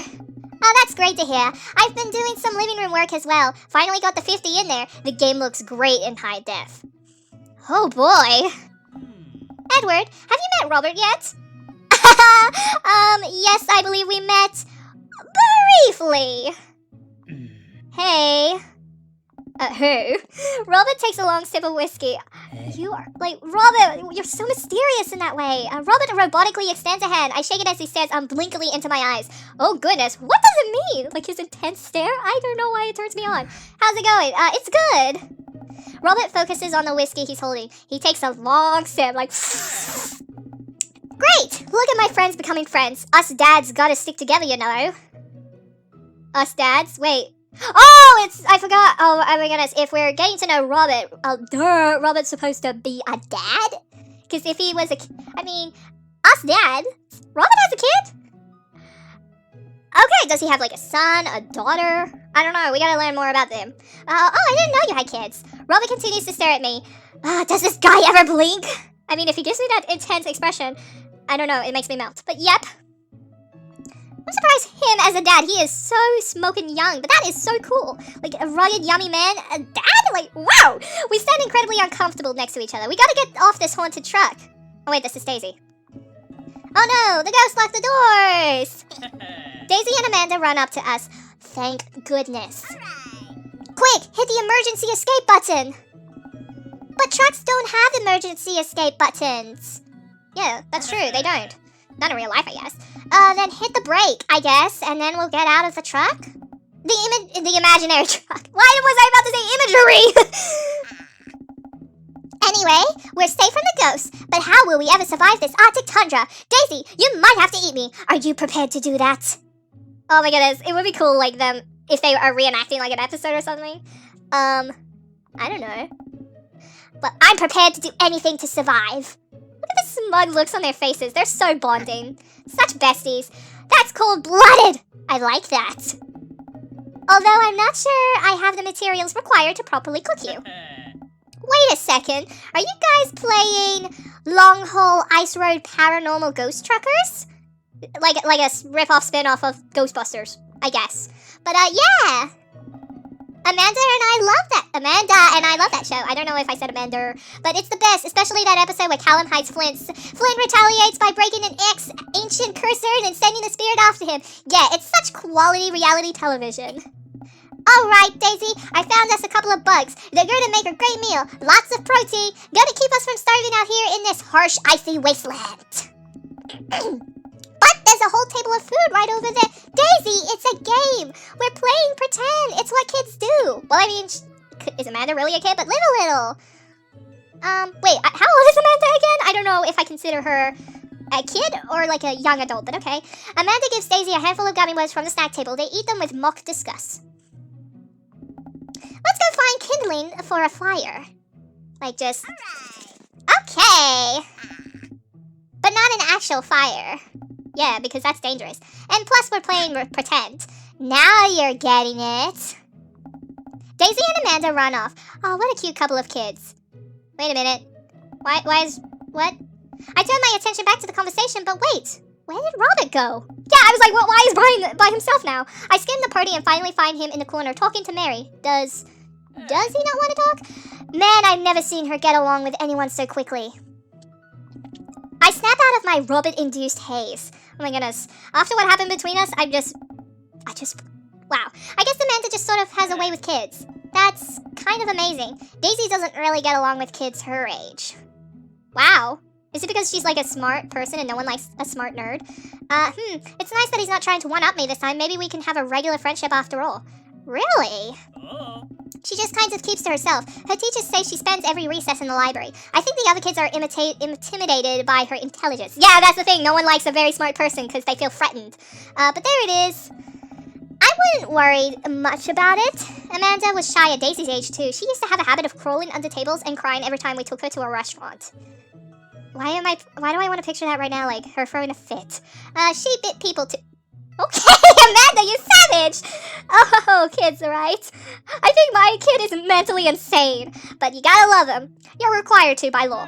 Well, you're forced to. Anyways, it's life as well. But, well, since they're getting along so well, maybe we should try to put together a little play date for them. Yeah, that'd be nice. Well, I don't want to take up too much of your time. Go meet some of the other fellas.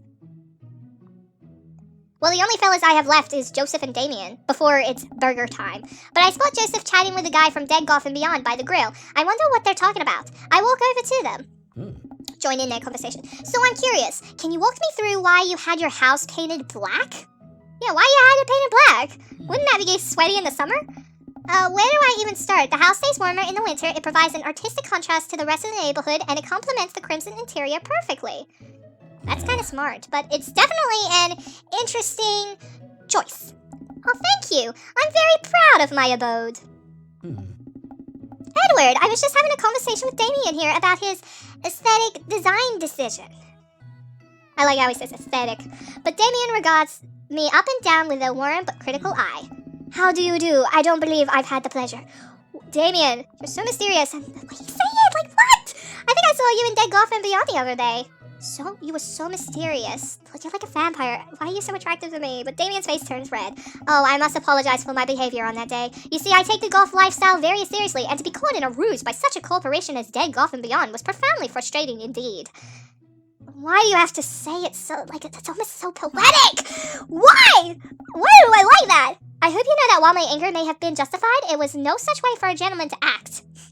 You truly are a gentleman, Damien, in such a most mysterious way. I don't know why I like guys who are mysterious, but it's okay, man. Do tell me about yourself. Are you new to the area? Of course I am, Damien. I'm new. My daughter and I just moved in the other day. She was the one I took to Dead Golf and Beyond. Oh. Very good taste on her part. Does she partake in the golf lifestyle? I think for a second. I look over to Amanda, who's hanging out with some of the older kids in the neighborhood. What? Hey, Amanda! Would you consider yourself a goth? Amanda yells back. I wouldn't necessarily try to fall under any one specific label, but I guess if I had to choose, I would more describe myself as a twee hipster with some normcore leanings. Okay, well, more of a hipster, but bats are cool, though! Aw, pity. Are you enjoying the party so far? Oh, definitely. Thanks so much for putting this on. It's nice to be in a cul-de-sac where everyone is so friendly and welcoming. Amanda walks up to the conversation. I also like The Lost Boys a lot. Really good movie. Does that count as goth? That it would, my dear. I don't believe we've had the pleasure of meeting. Damien Bloodmarch at your service. Bloodmarch? Interesting last name. Damien finishes the sentence with a flourish and a bow. So fancy. Producing a single rose and offering it to Amanda. Amanda blushes and returns the gesture with a cut. Such a medieval gentleman. Wow. How do you know? You didn't know how to treat a lady. Hello, Amanda. Oh, it's the creepy twins. Seemingly out of nowhere, Joseph twins' kids appear. Are they speaking in unison? Hey. Won't you come play with us? Holy muffins. It is like the twins in The Shining, like, come play with us. Come play with us forever. Shining right there. Shining. I think it's Shining. Guys, enough with the creepy twin shtick. We've talked about this. Christian and Christy slowly back away. Oh, yeah, what's with Joseph and his wife Mary naming their kids with the C's and Christy Chris sounds? Where do you think they get that from? Mary pops into the conversation, wine in hand. Her and that wine.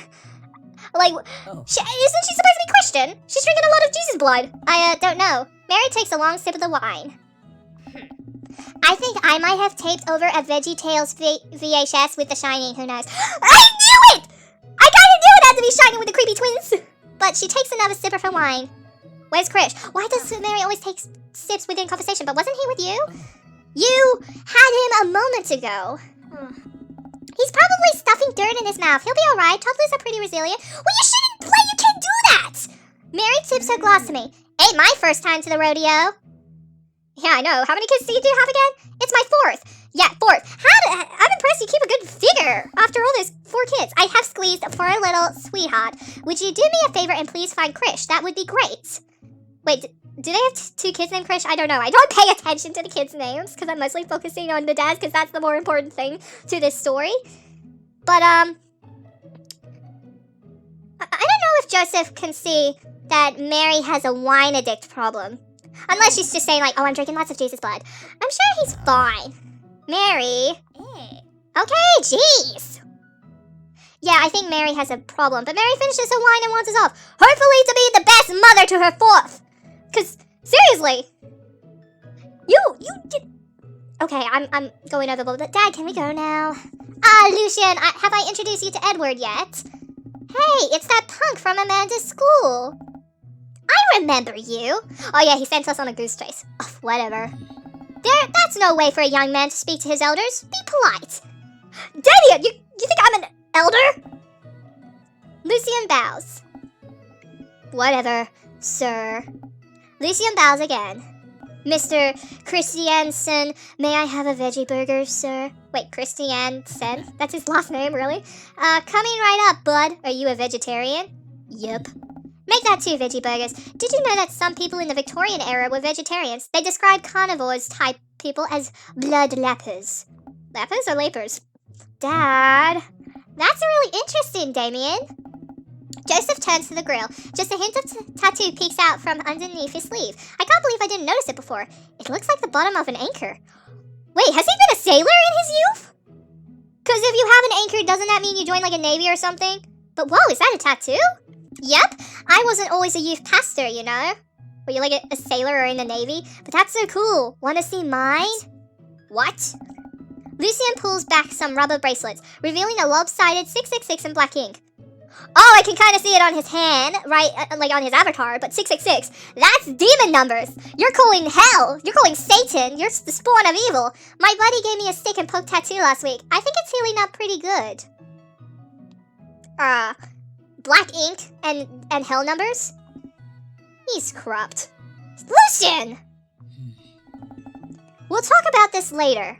That's pretty cool. What's the significance of the tattoo? Demonic hell. That's all I know about the 666. I don't know. I just thought it looked sick. Oh, wow. He just did it and didn't know what it meant? Clearly, 666 is the numbers that you call hell. The spawn of Satan. The Antichrist. Sorry, I'm sorry. I'm getting too into this. Well, in my opinion, the only reason you need to get a tattoo is because you want one. Careful, though. That number carries weight. Extreme hell weight. Negative anti-Christ weight. Right there. Evil. Man, Joseph is way cooler youth pastor than I thought. I just figured youth pastors popped out of the womb with a Bible. I wonder what he did before preaching. Yeah, I mean, if he had an anchor tattoo, maybe Navy, sailing, I don't know. I think that's, I don't know if it's necessary to get a tattoo when you're joining, like, the Navy or sailing, but I'm just assuming, or guessing. And without further ado, let's work some magic. Joseph closes his eyes, takes a deep breath, and gets to work. With the greatest of ease, he sets patties on the grill, flourishing as he flips his spatula in the air. It's easily some of the best grill work I've ever seen. You guys think this is my first time in front of a grill? He's working faster now, effortlessly tossing cheese onto patties and perfectly grilling onions on the side. One after another, the dads take notice and crowd around Joseph to admire his masterful technique. You probably didn't know this, Edward, but Joseph's known around here for his grillmanship. He's ungrillevable. Oh my goodness. Oh no, they're doing... He did a pun. I've tried to get on his level, but I just can't catch up. I mean, I'm English, but I say tomato sauce, but I get the pun. Let us keep studying. He has a rare quality about him. Oh no, dad puns! Horrible burger dad puns! I mean, I do horrible puns, but still. Mustard, we keep talking about this. Can't we just appreciate the artist? Stop! Please! I'm the only one allowed to do bad puns here. Not you, handsome dads. Not you. Okay? Hey. I've never seen him make a mistake. Oh, Robin, why? Okay, we need to stop. This is getting too cheesy. I'm just dying right now. You know what? I'm dead. I'm now just a soul. Please stop! Thank you, because I'm the only one that's allowed to make the horrible dad puns here. Not you, handsome fathers. Not you. All of the children at the party boo the glorious display of puns in unison. Boo! Boo! I'm sorry, spirituals. I don't know why I am enjoying this so much. I'll calm down now, but alright guys, the food's ready. Please form an orderly barbecue. I'm just done. Amanda groans. We all grab our food and hang out, enjoying perfectly cooked cheeseburgers. Oh, I just noticed this. It has a wink on. I did not notice that. Man, it's so wild how all of us dads live in the same cul-de-sac. Kinda nice, isn't it? It feels like there's a real community here. Totally helps when you're just a single dad trying to raise a kid. We're happy to have you here, man. I think you're gonna like this neighborhood a lot. Plus, Amanda seems to be getting along with all of the kids. If she decides to get into babysitting games, she'll really make a killing. Hey, why don't you add us all on Dad Book? Dad Book? Oh, like Facebook, but, I kinda get the joke. But Dad Book? Yeah, it's a great social network for dads to keep in touch with each other. We're all on it, so if you ever need to reach out to anyone, that's the simplest way to do it. Sorry, I'm just an old-fashioned dad. Social media goes over my head sometimes. Don't worry, Pops. I'll help you figure it out. The rest of the barbecue goes smoothly. We all trade stories and drink beer as our kids play on the lawn. Amanda breaks up a fight between Carmencita and those weird twins. I think they wanted her soul. Yeah, with those creepy eyes, of course, who wouldn't want souls? And my eyes are demonic than the twins. Amanda and I walk back to our place as the sun sets over the neighborhood. Pretty fun party, don't you think? I mean, I got a burger in me. I felt like I was at a networking event, or wish I could have been playing Paranormal Ice Road Truckers. Well, maybe it felt more like I was at a networking event if I am, like, very antisocial and just feel so shy talking to people, but I'm gonna get LinkedIn notifications out of this. I just know it. You don't think it's nice that people want to connect with you, whether it is, like, in person or online, I don't know, but when their affection jams up in my inbox, metaphorically speaking, Dude, I have no idea what I'm even saying anymore. Maybe because I'm just making up excuses? Well, hey, at least you met some other cool dads. You should hit them up on Dad Book. Maybe I will, if I ever figure out how social media works. I'm sorry for the weirdest clearing of my throat. but I have a good feeling about this place. Me too, Dad. Amanda and I arrive home with the remnants of our veggie plate. Seems like nobody was really into the cauliflower. Because it's like bland and tasteless. Like, if you want to like eat up the cauliflower, just put cheese on it. Any big plans for this evening? Actually, yeah, I'm going out with some friends. Oh. Is that okay? Of course. Just keep me posted and be home before midnight. You got it. And be careful. I will. Make good choices. Of course. And call me if you need anything. Dad, you're not gonna do the thing where you wait silently for me to come home in the living room with all the lights off, are you? Oh my goodness, I sound so creepy and terrifying. Like, just creepily just sitting in the darkness waiting for my daughter. But what? No! I've never done that, and I will never do that. Okay, do you have plans tonight?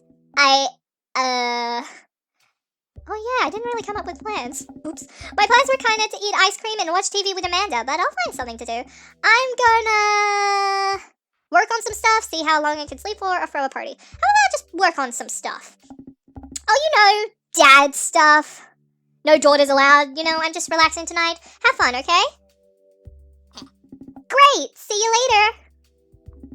I watch Amanda drive off into the night. I really do hope she has fun.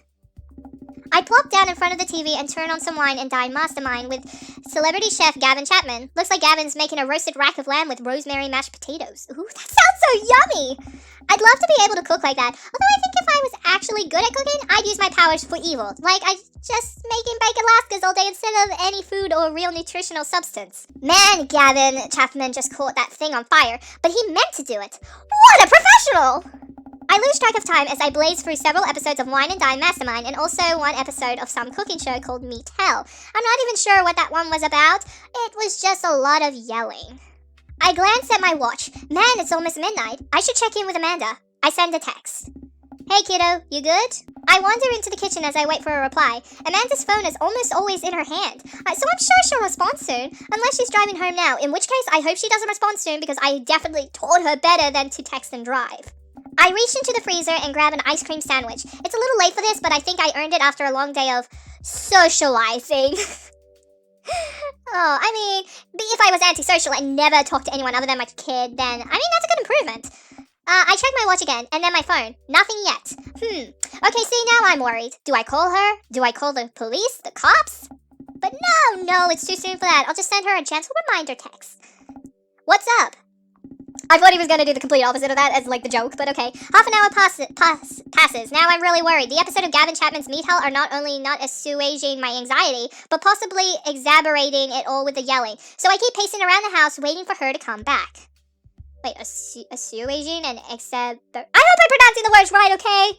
Why didn't I find out where she was going? Who was she even with? Why don't I know any of her friends' phone numbers? Why don't I even know any of her friends' full names? Who is Emma P? I decide to send her another text. Amanda, please text me and let me know you're okay. I can't help but think of all the awful things that could have happened to her. Oh, thank goodness it's her. Amanda opens the door and shuffles in. Finally, she's back home. I'm so glad she's okay. Sup? Sweetie, thank goodness you're safe. Yep. But now that I know she's okay, I am really mad. I'm so mad. I'm so ticked. Why didn't you answer my text? Amanda pulls out her phone out of her pocket. Oh, whoops. Guess I didn't see those. Wow, she's becoming rebellion. How dare she become rebellion against me?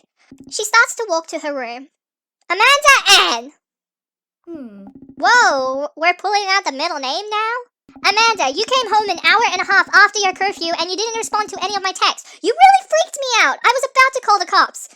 That was kind of the same thing like my mother did, except I was a lot younger. But Dad, you're seriously overreacting. You're not going to be like this when I go off to school, are you?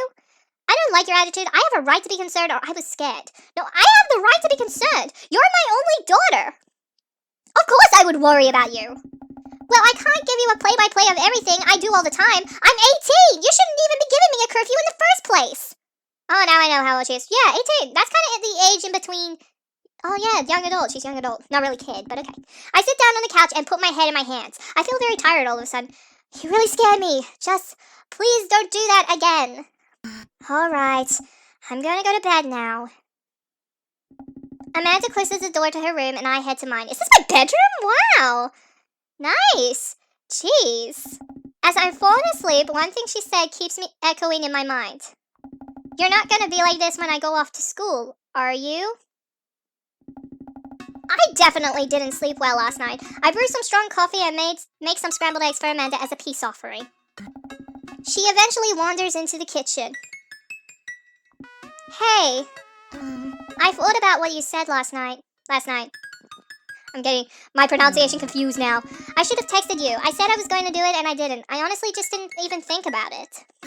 I'm really sorry, Pops. I won't do it again. Well, I'm sorry for freaking out on you. I trust you make good choices, or good. Well, I honestly trust her to make good choices. The first two are good options, but I trust her to make good choices. That's more important. But I also thought about it, and I'll try to give you your space from here on out. I gotta trust that you can take care of yourself. Yeah, because you're 18. I can't coddle you forever, but team spirits? Team spirits. Hashtag team spirits! Woo! Amanda gives me a hug. Want some eggs? And they are scrambled, actually. You know it. Sprinkle some cheese on them. Egg and cheese. Already did. Bless you. Amanda scarfs down the eggs in the time it takes me to wash the pan. Alright, I'm off to school. Smell ya later. Wait, one more thing before you go. What? What's Dad Book? It's a social media platform. Wait. What? What's a social media platform? Oh my goodness. Dad, I have to go to school. Oh my goodness, my voice. Come on, Amanda, I'm an old man. I can't put together a Dad Book profile on my own. Alright, I'll help you sound interesting on the internet. Amanda spends the next couple of minutes setting up my profile on Dad Book, which as it turns out is a place where dads can get together and talk about fatherhood. Alright, Pops, we gotta fill out your profile. Let's get some likes and dislikes. On a Friday night, you are most likely to... Ooh, so do I have to, answer questions? Ooh, polish and sort my coin collection. Netflix and grill, baby. Fall asleep watching a History Channel. Torment my children with dad puns or sink into blissful oblivion or sleep. Ooh, maybe Netflix and grill, baby. If you had one thing to take with you on a desert island, what would it be? I almost said dessert. What is wrong with me? I got food on the brain now. My trusty grill, the lost shaker of soul, to cast away on DVD for instructional purposes. A boat, obviously, or I don't need anything. My survival skills have trained me for this day. Actually, a boat, so we don't stay on the island for too long. We can just easily get off in just seconds later. What are your turns-ons? Strong dad arms, tennis shoes with long white socks, a well-manicured lawn, street smarts, top-tier grillsmanship, comfortable with crying. I can't help but strong dad arms. I like a little bit of muscle, you know. What did you want to be when you grew up? Technical writer for manuals and instructionals, a salty boat captain, pro skater who is also an astronaut, a good father, or the president of space. Ooh, I want to pick something that makes me sound so cool, and I like the idea of the president of space. I mean, there's a president of Earth, but I'm the president of space. But what is your favorite movie genre? I don't know. Okay, there's war documentaries, Sean Connery's entire filmography, anything on Laserdisc, romantic comedies, whatever will make me cry, all comedies that haven't aged well. I mean, I'm a little sucker for some little romantic comedies, like cute, bubbly romance and something funny in the mix, but what's your ideal date? Napping together, doing a 1,000-piece puzzle together, eating a healthy dinner at 4, trying to geocache but getting hopelessly lost, arson, being emotionally vulnerable? What's geocache? I'll have to research that later, but... I don't know, maybe eating a healthy dinner at 4? Or arson. No, it makes me sound cool, but do I want to sound like I'm on a healthy diet? Well, I clicked vulnerable, I don't know why. What do you never leave home without? A sensible cardigan, my sick vape, my book of word jumbles and a pen, a cool knife, a grippingly low self-esteem, or I frequently forget my phone, keys, and wallet at home sometimes. That is so me, IRL, so I'll add that choice. I spend a lot of time thinking about what? How many questions does this dad book have? But conspiracy theories, how proud I am of my child, potentially ends of the world, if I'll ever be able to love myself as much as I love my girl, when I can next get a cup of coffee, lawnmower notifications, how proud I am of my child, that's probably perfect. Yes! Profile completed. See, that wasn't so bad. Yeah, that was actually kind of fun. I could have totally spent all day on here just looking at people's profiles. You should message one of them, or more than one of them. All of these dads seem pretty interesting. Okay, I promise I'll make some friends. Amanda gives me a hug. Go get him, Dad. She sticks her tongue out. Welcome. You've got dads. Ooh, I like that. Ooh, wait, what? What's this? What's this circle right here? Why is there a monocle and mustache on Amanda? Oh, Dad Manda. Ha! Clever. Hi, Edward. It's me, your dear old friend from way back in the day, Dad Manda. I'm delighted to see you've signed up for Dad Book. They've recently added this exciting new messenger service, so you may find yourself receiving messages from other dads like myself. Take care not to miss them. Amanda, is that you? What are you doing on Dad Book? Yeah. Now I'm questioning why Amanda was on Dad Book. Why, Edward? I never. We've known each other since business school. How could you possibly confuse me to your amazing and talented and easy to buy things for daughter, though I am, of course, flattered. You should buy Amanda more things. She's trying to sucker me. Amanda, you know I didn't go to business school. I barely even managed to get my degree. Wait. No. Wow. I didn't say that. I mean, I texted that or messaged that. You never heard that or saw that or read that or whatever. This is gold. I was a great student, I swear. I graduated at the top of my class because I worked hard and ate all of my vegetables. Totally holding on to this for later, for blackmail. Wait, do you even remember what I majored in? I decline to comment. Ha, because you don't know, but that's cool. Oh, I actually like this messaging style so much. It's pretty neat. Cool. So this is Robert's profile. I have read all of this off camera, so I'm kind of good to go. So let's just start the date, shall we? I'm actually impressed with the quality of the messaging thing, but hey, it says that he read my message. Well, I anxiously wait for a response. Twiddle my thumbs or watch cat videos on the internet. Probably watch cat videos. I don't know. That will probably be me. I mean, I love cats. I start down a rabbit hole of cat videos and Robert quickly vanishes from my mind. Wow, that worked. I didn't realize how long I'd been doing this, but by the time I watch maybe my 30th cat video, Robert pops back into my head. I jump back over to Dad Book to see if he's responded yet. Nothing. Well, I guess the guy's busy. Yeah, what is he doing? I'm kind of curious and questioning this. But I might as well make the best of my day. But doing what? Doing nothing? I get up, walk to the living room, then sit down and turn on the TV. History Channel, Food Channel, ooh, Game Show. Game shows are kind of the funniest. Ooh, Family Fortune's on. Alright, Nicole, your parents are in the lead, and it's up to you to win it big. Are you ready? I'm ready! Like SpongeBob, I'm ready. They hook the contestant up to a lie detector in front of her parents. Oh, now you can't hide your deep dark secrets from them. Who is your favorite parent? My mom? Ooh, sorry, incorrect. Next question. Yeah, honestly, I don't know. Like, both my mom and dad are my favorite parents. But if both of your parents were hanging off of the edge of a cliff, which would you save? Or who would you save? This Nicole girl is like me. Before I answer a question, I go like, as well. This is terrible. And I love it! I lose several hours to whatever the heavens that was. Sighing, I get up and walk around the house. My stomach grumbles. I must be getting hungry. I need to fill up the food tank. Well, time for lunch. Huh. I guess it's time for old Chef Spirits to cook a gourmet delicacy. I walk over to the refrigerator and open the door. Make a sandwich, microwave some eggs, a mustard jar. Sandwich! Sandwich sounds nicer. I make a sandwich in its entirety while standing there. Who needs plates? A decent human being would need plates. A sandwich. A lost art. I admire my work for a second before I clumsily drop the entire thing on the floor. So me, I clumsily drop things 24/7. No! I look around and remember that Amanda's not home. Oh yeah, she's at school, right? This is still good. 5-second rule, right? I reassemble my sandwich, peeling pickles off the floor and putting them back where they belong. In my mouth. Wait, I'm a wreck. I finish my snack and walk around the house some more, bored when Amanda's coming home. Oh, I just remembered something. What did you just remember, Edward? When we were packing up the old house, we found an old basketball hoop that would hang off of a door. It would really bring the living room together. I wonder where I put that. I spent a couple of minutes poking around the new place until I find it. After installing it above one of the doors in the living room, I'm ready to dunk. Come on and slam. I take a leap from the free throw line and rocket that sucker down the net. The crowd goes wild. And welcome to the jam. Oh, is it lyrics to a song?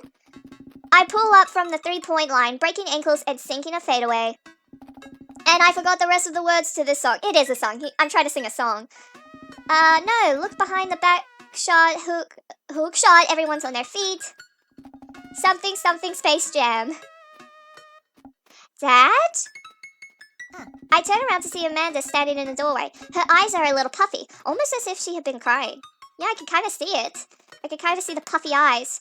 Amanda, are you okay? Hey, Amanda Panda, you alright? I'm fine. What are you doing? I, found the hoop, and I'm taking it to the hole. Pass me the rock. Laser the ball to Amanda, Granny toss that apple, or put up a brick. How about laser the ball to Amanda? Like, sounds so cool and badass. I lead the league in blocks. Set the record for rebounds in my rookie year. Think you can handle this? What's a rebound? Oh, when someone misses a shot and the other players try to retrieve it, that's Just kidding! Amanda zigzags past me and tips a layup into the hoop. Whoa! Art of war, bitches! Amanda, language! Sun Tzu didn't care about language. I would argue that Sun Tzu cared very much about language. So once you write something as timeless as the Art of War, then you're allowed to swear. Amanda sticks out her tongue and dunks for another 2 points. Seriously though, are you okay? You look like you've been crying. Oh, dude, I'm cool. I just saw this really cute dog on the way home and it let me pet its belly. I wouldn't contain my emotions. Are you sure that's all you're upset about, or you have to tell me what's actually wrong, or tell me more about the song? You have to tell me what's actually wrong. Just don't lie to me. Wait, what? Why are you lying to me? Why was there black poofy smoke forming around Amanda? I don't think that was a good thing, a good choice, so, oops. Maybe. Oh. I'm not. I'm perfectly fine. Alright. I don't believe her, but I'll let it go for now. Yeah, I'm trying to show the tough love as well as just the love, okay? Oh, okay. Just making sure. Maybe you should be less concerned with my face and more concerned with full court press. Amanda and I played ball for a little longer, then we cooked dinner together. We managed to not almost burn down the house this time. Afterward, Amanda and I dig into a carton of ice cream over an episode of Chopped, Toddler Tournament. Interesting reality TV shows. What you have in front of you is a molecularly deconstructed sweet potato with a brown sugar demi-glaze with creme fraîche? Fraîche, of course. I'm sorry, it's French. I don't overpronounce. This is literally a jar of baby food. The toddler immediately bursts into tears.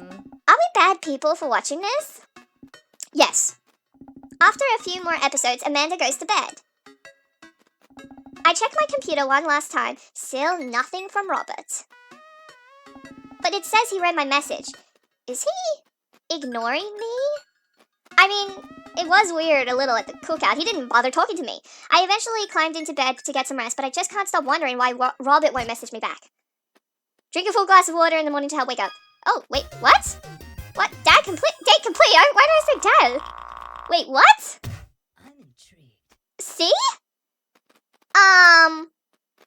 Okay, I'll take a C because I'm mostly average. My scores are usually B's and C's. So I'll take the C, but wait! I did not interact with Robert whatsoever during the entirety of that supposedly date. I just messaged him and he did not respond whatsoever. And I just spent the whole day with him by myself and Amanda as well. I am confused. But I'll take the C. I think that's good. I'm in between the good and the bad date. I'll try Robert maybe one more time.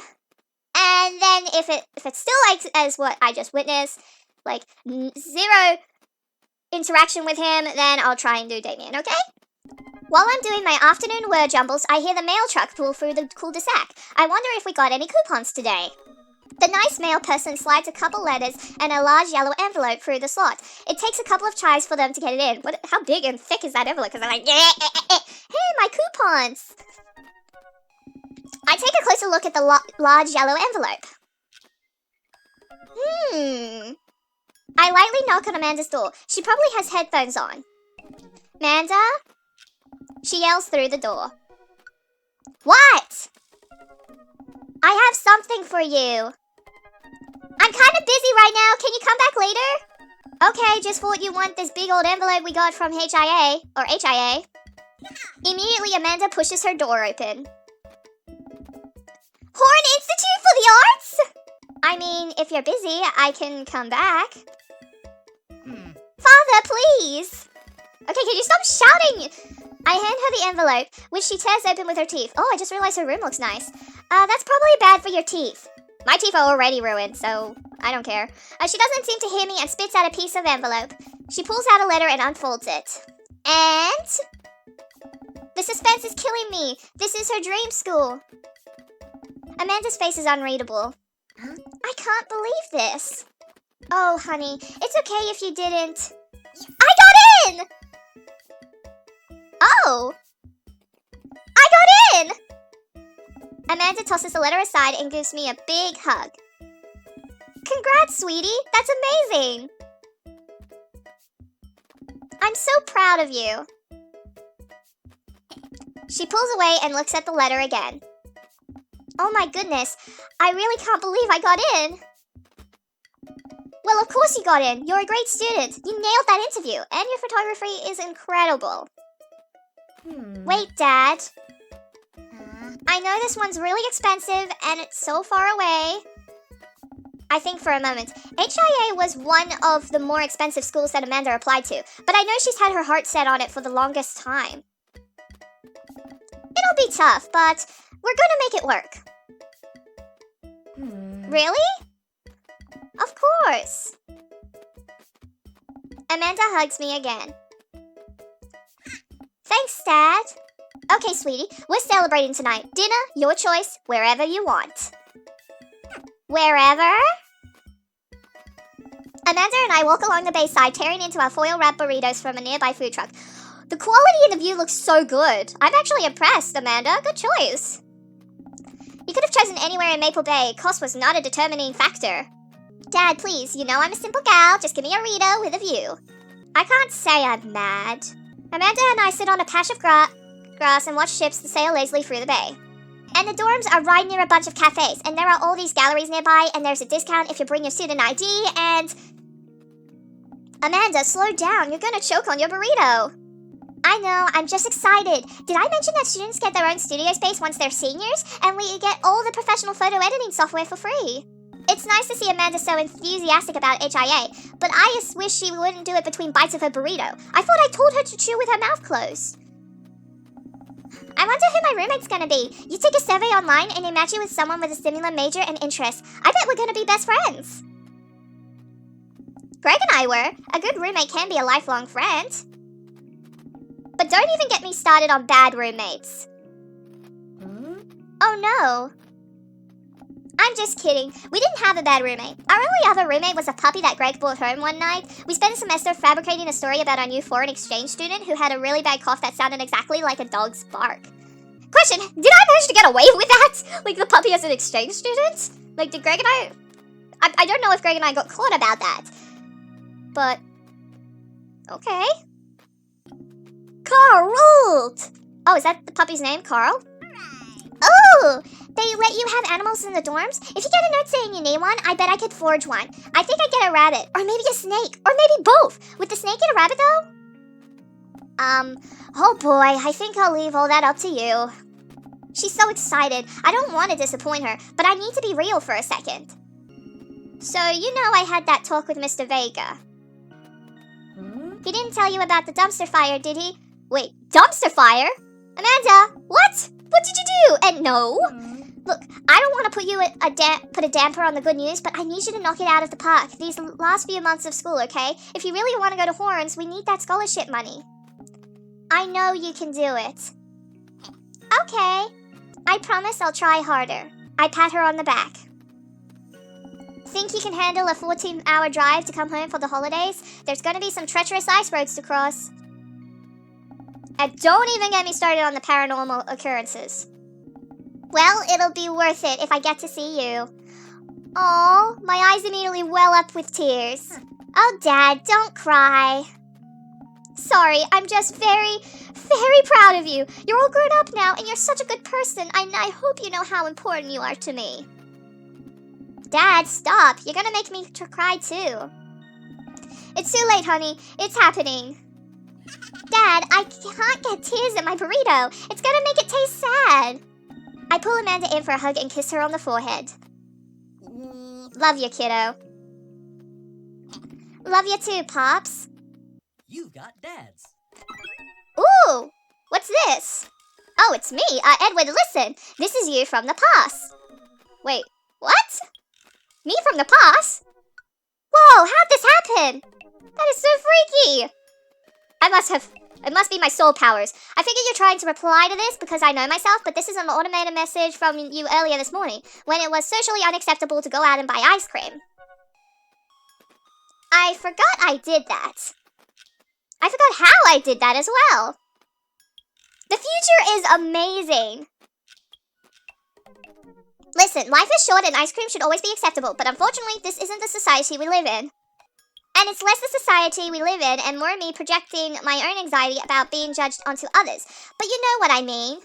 By the time you're reading this, it is a certain time of day in which nobody will bat an eye at you for going out and buying ice cream. You know what to do. Be good, me. Buy that ice cream? I mean, sure. Why not? I mean, it would be fun. You know what? I've earned a treat. On the way home, I decided to stop off and grab some ice cream, which I fully plan to eat directly from the tub. Is this straight after Amanda and the burrito view thing? I spend a lot of time trying to figure out which type of ice cream. I like to eat directly from the tub. Rocky Road, pistachio. Oh, Amanda's probably going to want some too. Better get 2 tubs. She loves cookie dough, ice cream dough. Right? I don't know why I was trying to make it sound rhymey, but this is actually a new place. This is good quality. But, hey, mister. I turn around to see Ernest leaning up against the wall of the convenience store. Ernest? You're cool, right? I'm cool, I'm so cool, or no way. No, I'm so cool. I'm so cool. I'm shocked you even have to ask, Dudemeister.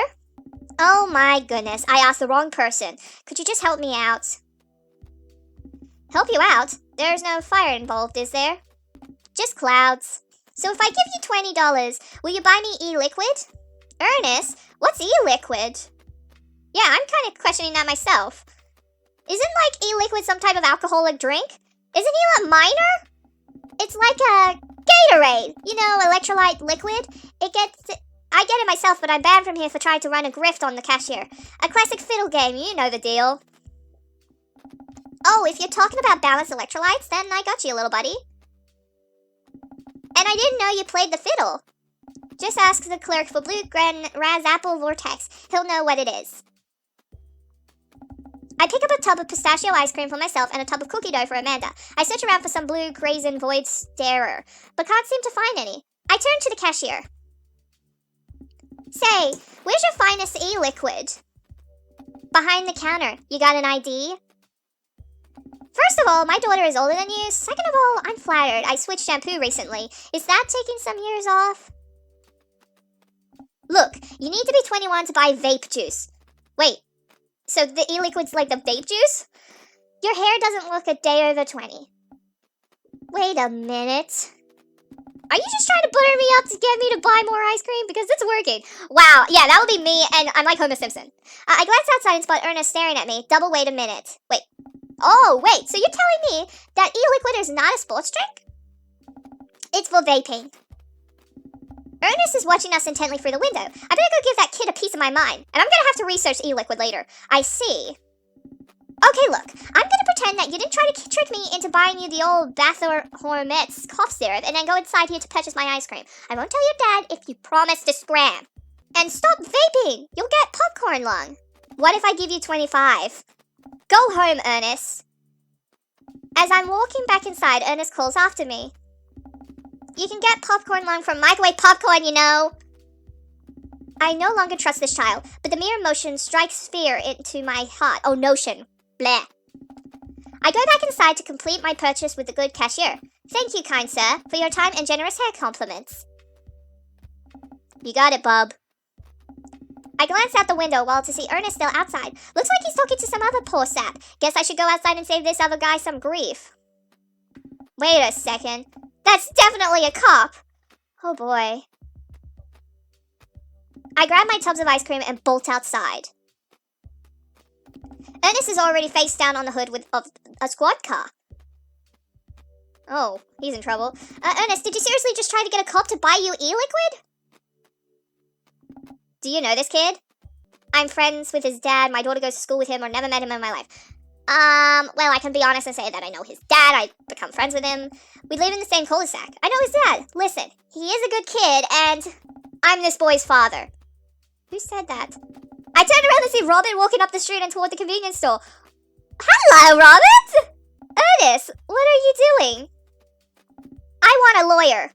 First of all, good first instinct. Remember that you're not required to answer any questions from a police officer without a lawyer present. You're this boy's father? Hey. Yes, sir. Ernest likes to lash out at me like this ever since the accident. Oh, I don't like talking about it. That's fine. Robert gets a wistful twinkle in his eye. He's a pretty convincing, actor. It all started 7 summers ago. My hair was long then. New metal was still in style. Ernest and I were down in the Florida swampland scavenging for... Sir, I can leave you to take it from here. Sounds good. Thanks, officer. Ernest, come along now. You'll be cleaning grout from the rain gutter for a week thanks to this transgression. The police officer gets in the car and drives off. I'm stunned by how cool Robert was just there. Like, saving the day, being all hero. I'm actually impressed. Thanks. I want to say... Richard? Ouch! Don't mention it, Hemingway. Got in trouble plenty of times in my life, just trying to do good, my good deed for the day. Will you buy me e-liquid if I give you 20? Child, I will end you. Hey, Edward, will you walk Ernest home with me? Sure. Ernest runs ahead, presumably so he won't be seen with us, which is a thing I think kids do. He reminds me a lot of myself when I was his age. Well, maybe I wasn't as dumb. Seems like he tortures his dad. Seems like he tortures just about everybody. He even stole your wallet. What? No, he did. I pat my back pocket. I pat the rest of my pockets. He stole my wallet! Why are you doing this to yourself? What? I am so confused. What does he mean by that? Robert points at my tubs of ice cream. Oh, one of them's for Amanda. I have no qualms with the quantity of ice cream you've purchased. It's a perfectly respectable amount of ice cream. It's the quality I'm talking about. What? Quality? Well, what? You work hard, Edward. You're a good dad. Don't you think you deserve top shelf ice cream? But these were on sale. If you're gonna treat yourself, go big or go home. Real vanilla bean, real pistachio. You deserve it. We arrive at the cul-de-sac and Ernest runs into his home. Yeah, I kind of saw him for a split second just going, bloop. That boy is the reason why we don't have prizes in cereal anymore. Catch you around, Edward. Robert tosses me my wallet. I catch it with a surprised look on my face. I stole it back. Oh, you sneak. Keep it in your front pocket or use a chain like back in your ska days. Smell you later. See ya, Robert. I go back inside my home, ready to spend the rest of the night with 2 tubs of ice cream and also Amanda. Okay, since I actually spent time with Robert during the ice cream fiasco, let's see if... Oh, I got a heart! That's actually good, right? So if I get... Okay, so I have to complete 2 more dates, and if I get good hearts, maybe we might end up together as a couple? I don't know. Let's hope this time he spends a decent date with me. After the ice cream thing. I really enjoyed the night I spent with Robert, but he's been dodging me ever since. I really want to see him again. I've tried messaging him a few times, and Dadbook says he hasn't read them. Haven't even seen him come out of his house, actually. That's actually kind of worrying if they're in that, like... I don't know. Just isolating away from the world, being home alone? That's a little worrying. I mean, I would like to check up on this person, make sure they're doing great, because, you know, some people with depression and anxiety, if you leave them alone and they don't come out of the house... yeah, bad things could happen, so... I decide to send him one last message, figuring that this will produce the same result. That he won't even respond or read it. Hey man, don't know where you've been, but we should grab a drink soon. I walk away from my computer because at this point, I know he's not messaging me back anytime soon. I linger in the kitchen. I'm all caught up on work. The house is relatively clean. Maybe I should do something nice for Amanda. I'll bake her favorite pie. I root through the pantry and pull out all the ingredients. This is an old family recipe that I used to make with my grandmother when I was a kid. I lost the actual recipe card a long time ago, but I think I'll be able to remember how to bake it. I start mixing the ingredients together for the crust until I get a nice dough. I throw some cherries into a saucepan to make the filling. Normally I don't like the multitask in the kitchen, but this cherry pie is a piece of cake pie. It's a piece of pie! Oh, wow. I'm doing pie puns. Ha! I'm making a pie! Oh man, I can never remember what temperature you're supposed to set the oven. Excuse me, I'm pretty sure it's at 375 degrees, but I could be wrong. Who am I kidding? I'm never wrong when it comes to this pie. My special twist on my grandma's recipe includes a secret ingredient that not even Amanda knows about. It really makes the cherries extra flavorful. Goodness, why can't I remember what the secret ingredient is? More cherry, salt, or almond extract. I could give almond extract a try? Because if I do salt, it might, I don't know, too salty, I guess? Oh, it's almond extract! Duh!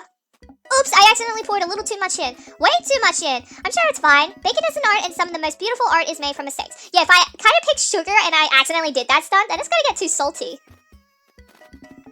I finally get the pie in the oven. How long am I supposed to leave it in there? 50 minutes? I'll just wing it. Amanda's going to be so excited. That kid loves a good pie. I have a seat at the kitchen table and do word jumbles until Amanda comes home. I can hear the door slam open. How aggressive, though. Yo, Pops, what smells like pie in here? It's pie, sweetie. Amanda darts over to the oven and looks inside. Yes! Hey, it's not done. Be patient. What's your angle here? What? Pies are an objective-based confection. What are you trying to get out of me?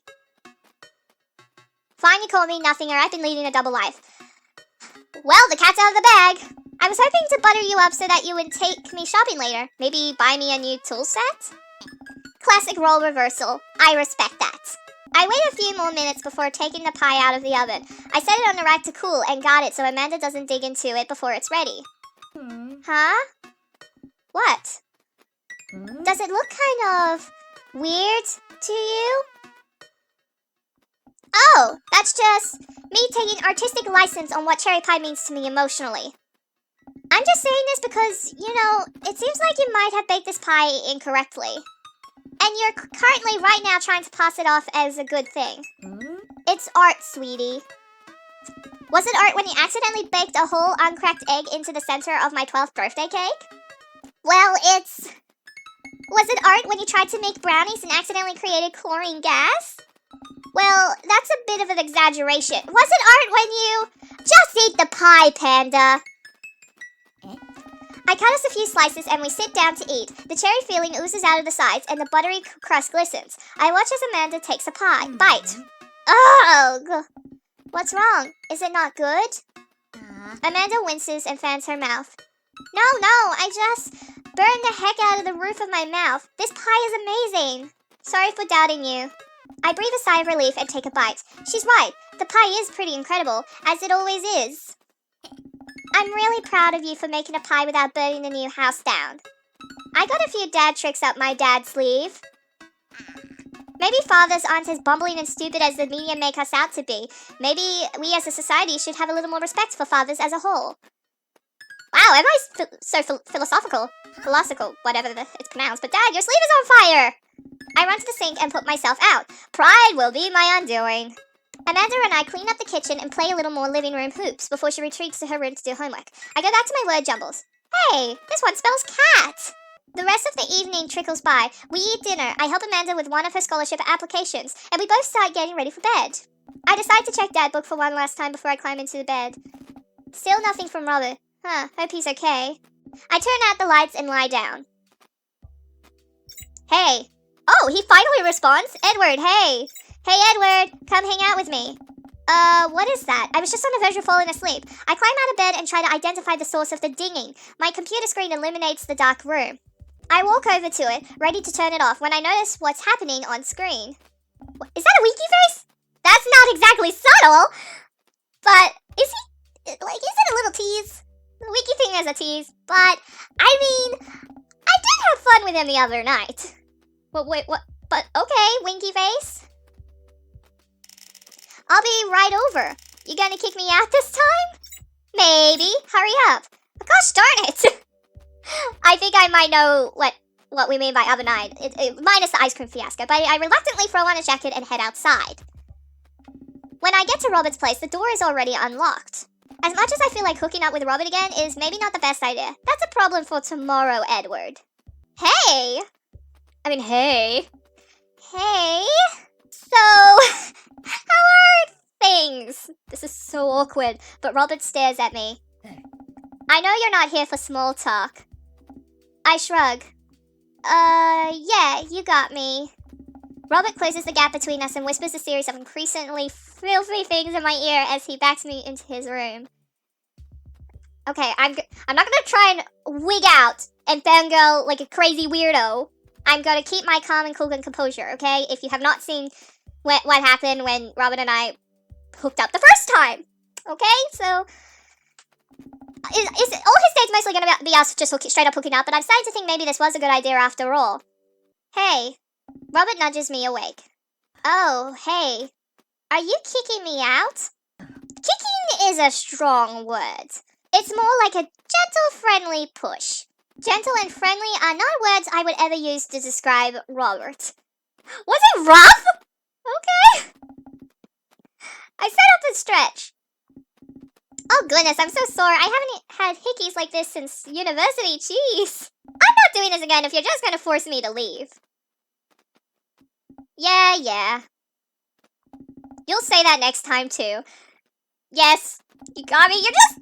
I don't know why. I come back to you for more. I throw my clothes back on while Robert smokes a cigarette on his balcony. See you around, I guess? Yep. I walk back home, my bones creaking. What's his problem? Okay, date complete. Okay. I've had better. Okay, still C, but wait, recliner, energy saving, whiskey, paranoia. Wait, blood? When was there blood involved? But my paranoia is pretty high because of Robert not responding to the messages, so I feel like most of the dates are just gonna be us straight up hooking up. Like, it's just gonna be a fling. I'll try one more time. I know it's probably gonna be like the same thing, but still, just try and get this over with. Well, it's been a long day. I'm just about ready to pack it in. After a few bites of ice cream from the freezer, I turn off all the lights and walk down the hall to my room. I wonder if Amanda's still awake. That kid needs some sleep. As I pass her room, I can hear a faint sound, but can't quite make out what it is. I get a little closer. Is she crying? I knock gently on the door. Hey, Amanda. The crying immediately stops. Not right now. Her voice sounds strained. She sniffles. I need to make sure she's okay. I open the door. In the dark, I can see Amanda's outline in the middle of her bed, knees hugged up against her body. Why am I so gassy? Is everything okay? I don't want to talk about it. Did something happen or leave her alone? Something's bothering her. So did something happen? No, nothing happened. Go away. Something must have happened. Look, you're crying? I want to know who or what did this to you? Amanda! Get out! Okay. I quickly leave her room and shut the door behind me. Once the door closes, I can hear her crying again. Wow. What has her so upset? She seemed fine earlier. She usually is so open with me. Did I do something wrong? Is she mad at me? I guess if she wasn't before, she definitely is now. I can't even remember the last time she snapped at me like this. Or like that. I have a hard time falling asleep, but when I finally do, I'm still thinking about Amanda. After a long night of very little sleep, I roll out of bed and make myself a pot of coffee. Amanda should be up for school soon. Maybe she'll be willing to talk about whatever's bothering her. About 10 minutes before she's supposed to leave, Amanda comes out of her room and makes a beeline for the freezer. Morning, Amanda. Morning. She drops a frozen waffle into the toaster and slams the freezer door. She won't look at me. Yikes. So, anything big going on at school today? No? Okay. Do you need a ride to school? No. Want some coffee? Amanda pulls the toaster lever up and takes her still freezer burn waffle out before it's finished cooking. I have to go. Amanda picks up her bag and storms out. Oh, yikes, that was loud. Okay. I guess she's still mad at us. I haven't seen her act like this in a long time. It's usually short-lived, but it always hurts. Hopefully this blows over and things are back to normal soon. I sit back at the kitchen table and look at the picture of Amanda and I hanging on a wall. In it, I am teaching her to ride a bike. Her face is a mixture of excitement and pure, unadulterated fear. I remember how determined she was. Every time she would fall off and scrape her knees, she would get up and try again. Finally, I had to stop her because she was bleeding everywhere. Then she started to cry because she didn't think she needed bandages and wanted to keep going. Well, she's a little savage kid. She's like, it wants to show independence. As I put the bike away, she just stood in the middle of the street and screamed. Then I took her for ice cream and it was like nothing even happened. After giving it a bit of thought, I decided that if I force her to talk about it, I'm only going to make things worse. But I have an idea. I start rummaging around for ingredients. I hear Amanda walk in the door. Instead of heading for the kitchen like she usually does, she makes a beeline to her room. She's clearly trying to avoid me. Hey, Pumpkin. What? Can you come up here for a sec? There's a moment of silence. Why did I say up in that dialogue? But okay, yeah. I wanted to say sorry about last night. I'm just worried about you, kiddo. I get scared when I know something's wrong, and I get even more scared when I feel like I can't do anything about it. Dad, So just, whatever it is, and you don't have to tell me if you don't want to, but whatever it is, just know that you have a dad in your corner who wants you to be happy. Oh. Honey, you know I'm bad with words, so I was hoping I could speak a language we both understand. Yeah, same. I'm bad with words, too. I'm bad at explaining stuff. I pull a cake out of the refrigerator and place it on the table. Hopefully the frosting is set. Ta-da! Dad? It took me a really long time because I ran out of red frosting somewhere around sad and had to start over and... Oh, look at the cake! 3 candles, but sorry you're sad, but I support you 100%. Heart. Oh, that's beautiful. Wow, gingerbread me is... Oh, wow. This is beautiful. It's strawberry. Amanda gives me a big ol' hug. I grab some plates and forks and serve us up some delicious cake. So, it's really stupid. What is? This whole thing. I know I've been really weird lately, and there's just... I don't even know how to explain it. I feel like I might have to make you a chart. I'm listening. Do you want me to take notes? I guess I should start from the top. So you know how Emma R is going to that fancy art school in California, right? Emma R? The one who puked in Dead Golf and Beyond? The best friend or the other one? No, I think it's the best friend because the one who puked in Dead Golf and Beyond was definitely Amanda and I think the other one might mean Emma P. So I think it's the best friend. But you got it! Wow! Proud of you! Anyways, ever since she got the acceptance letter, I've been feeling like she's drifting away, you know? And she's been spending a lot of more time with Grace and Emma P. I just thought it was all in my head for a while. But then I found out from Rosie M that both of the Emmas, Grace and Noah, all went to a party at Mackenzie F's on the same night. They all told me they were busy studying for the Calc AB final. Yikes. So, another important piece of information is, goodness, this is embarrassing. I have a crush on her, and, that's a thing. What? Whoa, I had no idea. I definitely didn't know that, okay? You're a bad liar. So are you. I learned from the worst. Oh. Anyway, so the only person I told about the crush was Emma R, and she promised not to tell anybody. I didn't confront them about the party thing just because I didn't want to start drama. So I just keep quiet and keep going about my business. Amanda sighs. And then one day, I invite everybody out to get nachos at the mall. And after not texting me back for like 2 hours, even though none of them ever put their phones down for more than 60 seconds, they all say they're busy, like simultaneously. Oh my goodness.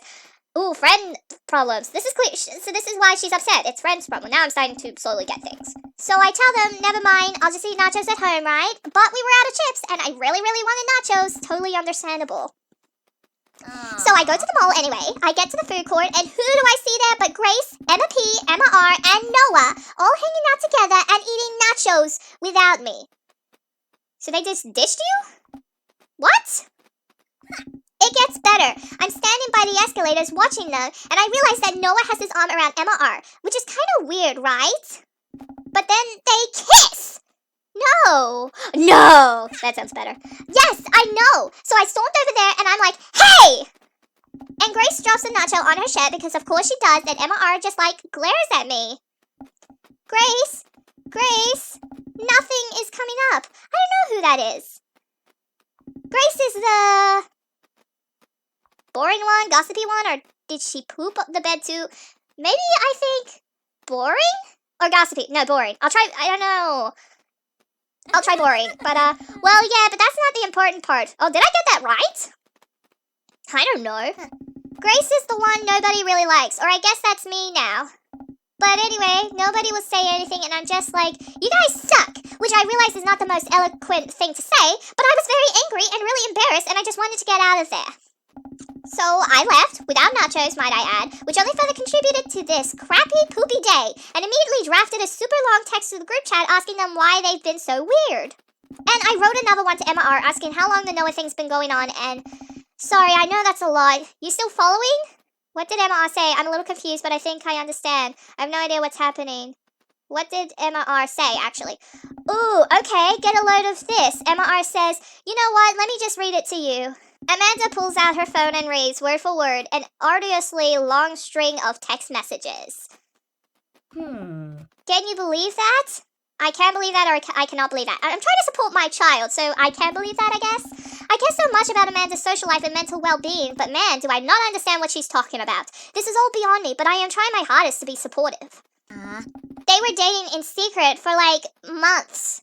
So I told her that she's being a really terrible friend, and she's like, well, if you think I'm so terrible, then just stop being my friend. And I was like, okay. And then she left me on the read, and then, wait, left me on read?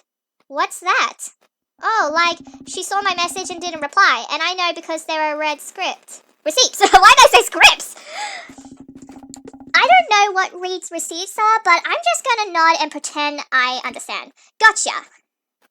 So while this is all happening, I'm talking to Emma P about how mad I am because she's at least being kind of reasonable, and I'm venting to her about how ticked I am at everybody and stuff. And then out of nowhere, Noah texts me and is like, how could you say that about me? And I'm like, say what about you? And he tells me that Emma P sent screenshots of everything I told her to the group chat that I got kicked out of. Alright, I think you lost me at screenshots, but that definitely sounds bad. There's so much more, but honestly, it's all just really stupid teenager stuff. The bottom line is that everybody dropped me, half of my grade hates me, and now I have no friends. Amanda, I'm so sorry. I am almost expected it from everybody else, but Emma R has been there since Mom died. I can't believe she would just stab me in the back like that. I'm not even that mad that she's dating Noah. I'm just upset that she lied to me about it for so long. Amanda stabs at the remnants of her cake. Okay, I take it back. I'm kind of mad she's dating Noah. Like, what did I do wrong? Why did everyone just suddenly decide I'm not cool anymore? Why wasn't I enough? I don't understand. And as mad as I am at everybody, like, I miss them, Dad. Amanda looks so dejected. I almost can't take it. What could I possibly say to help? Anyways, that's it. That's the whole sordid tale. Thanks for listening. Tune in next week for more hot gossip. Wow. I know, it's pretty dumb. It's kind of dumb or it's not dumb. It's not dumb, Amanda. You're just friend drama. It's a stupid thing to be upset over. Amanda, your feelings are real. Don't ever be mad at yourself for having feelings. I guess. Unless you've secretly been a robot who's been approximating human feelings this whole time. Dad, if I was a robot, I would have transformed into a monster truck a long, long time ago. But seriously, I know you probably don't want advice, but I feel like it's my duty as a dad to bestow upon you a few nuggets of fatherly wisdom. Not all friendships last forever, real friends don't do that, or high school sucks. Well, honestly, not all friendship lasts forever, because I have that experience as well during my school years. Like, friends leave you as you get older, So people are going to come in and out of your life. It's just how it works. Not every friendship is going to last forever. So cherish your friends while you have them. And when it's over, don't dwell so much on the bad stuff. You had some good times with Emma R, but you guys grew apart. Learn from it and keep moving forward. There are so many new friends to make, and they're going to be so much cooler than Emma R and the rest. Ultimately, I think this says way more about their character than it does about yours, because you're amazing, and if they can't see that, well, that's their problem, not yours. I'll keep that in mind. I looked down at the table. Did we just eat that whole cake? Yes, we did just eat that whole cake. Well, good talk, good talk. Amanda gets up to go to her room. Before she closes her door, she turns around. Hey, Pops. Yes? Thank you. You are always welcome. Love you, Amanda. I love you too, Dad.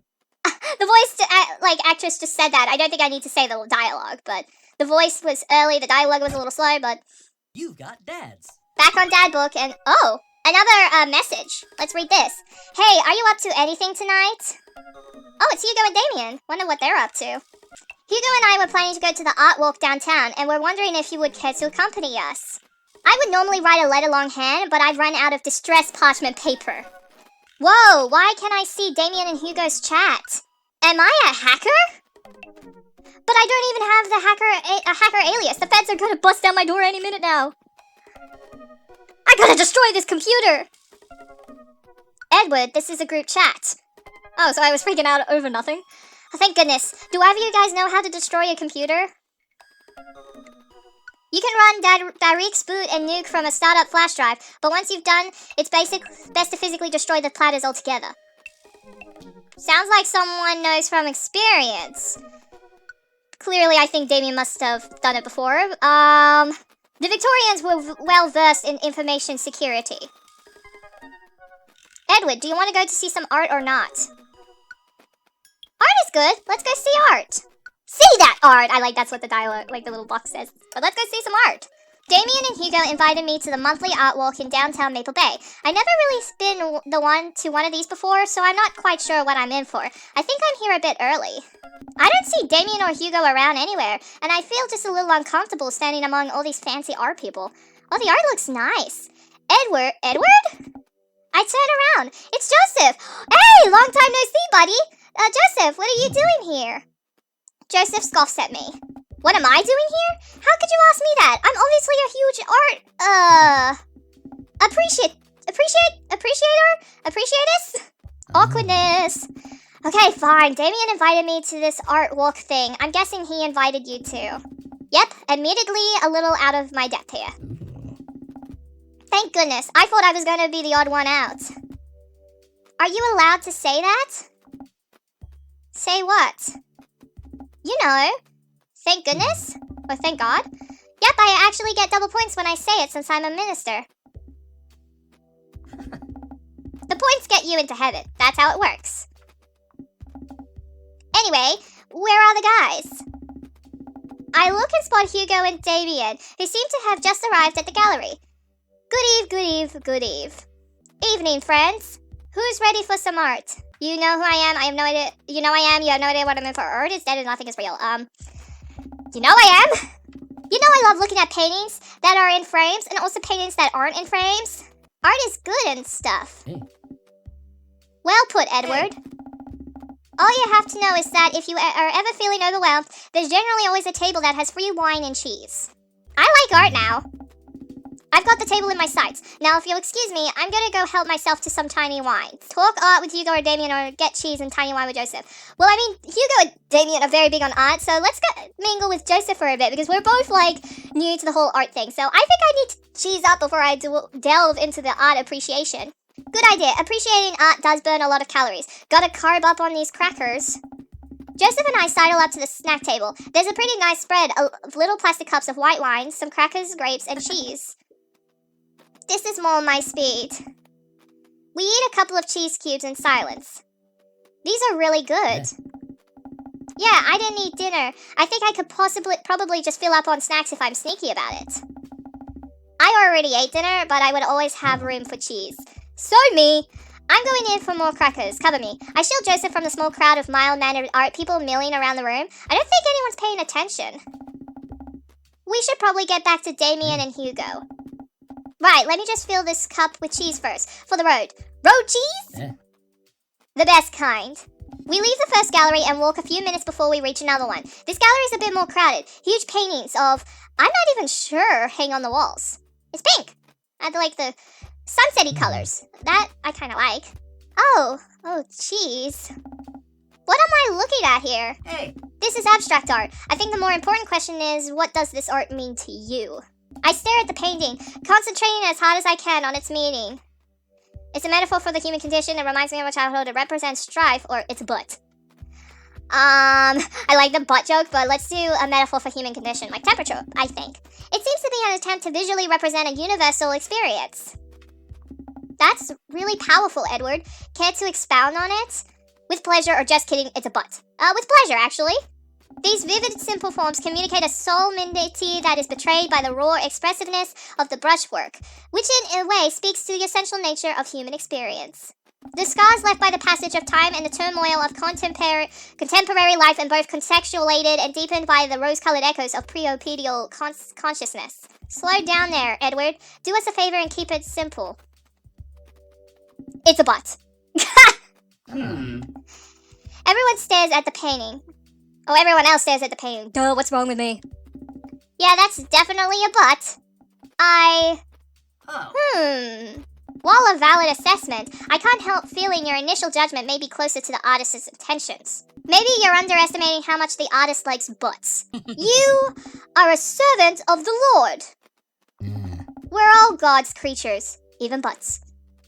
We're all talking about butts now, apparently. Comparing this piece to the artist's body of work, I'm pretty sure this represents the sense of isolation he feels creating traditional abstract artwork in a field that's rapidly moving towards digitalization. Well, wow, how'd you figure that? That's what it says on the placard. On the placard. Oh, so I was just mumbling random stuff. Let's look at a few more of these. We walk around the gallery, sampling some more of the artist's work. I almost hate to say it, but abstract art is kind of growing on me. It's interesting that the artist chooses not to let their work be defined by, what's the word? Realism? Realism? Realism. As we're looking at one of the paintings, a patron scoffs loudly. Psst, I could do that. Excuse me? Oh my. Hugo, not here. No, come back here. The patron walks away, not noticing Hugo fuming right next to him. Oh. You say you could do that, but you didn't. You don't seem to have the intellectual depth of the artist's skill to execute a piece even a fraction as impressive as this one.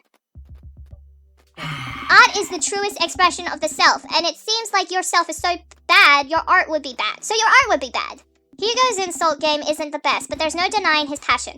Damien is holding him back at this point. Friend, he is not worth it. Hugo manages to cool down. He smooths his jacket. I'm sorry, I just love art very much. We know, buddy. We know. I pat Hugo on the shoulder. Oh. You know what would ease the mood? Is it cheese? No. It's wine and cheese. Co-signed. The four of us head over to the wine and cheese table, which thankfully is grounded in realism and is actual wine and cheese. We got one last stop on the tour. You lot feeling up for it? Is it gonna be any weirder than this art? It is absolutely weirder than this art. Let's do it. Damien, Hugo, Joseph, and I walk over to a performance in the street. Several masked performers in leotards undulate wildly on the ground, screaming both at each other and us. So, quick question. I don't know why I was going, like, dramatic with the dialogue previously, but shoot! What is happening? I second this question. Don't you mean I second that question? I don't know what's right or what's wrong. Performance art. What does it mean? Again, I pose the very same question to you, Mr. Spirits. Fear of existence, the very humanity of being human, or they really like screaming, or butts? What's with the butts option? I think it might be the screaming at them and us. Humanity of being human? I don't know. But what do you think they're trying to say? I believe it's less about what they're saying and more about why they're saying it.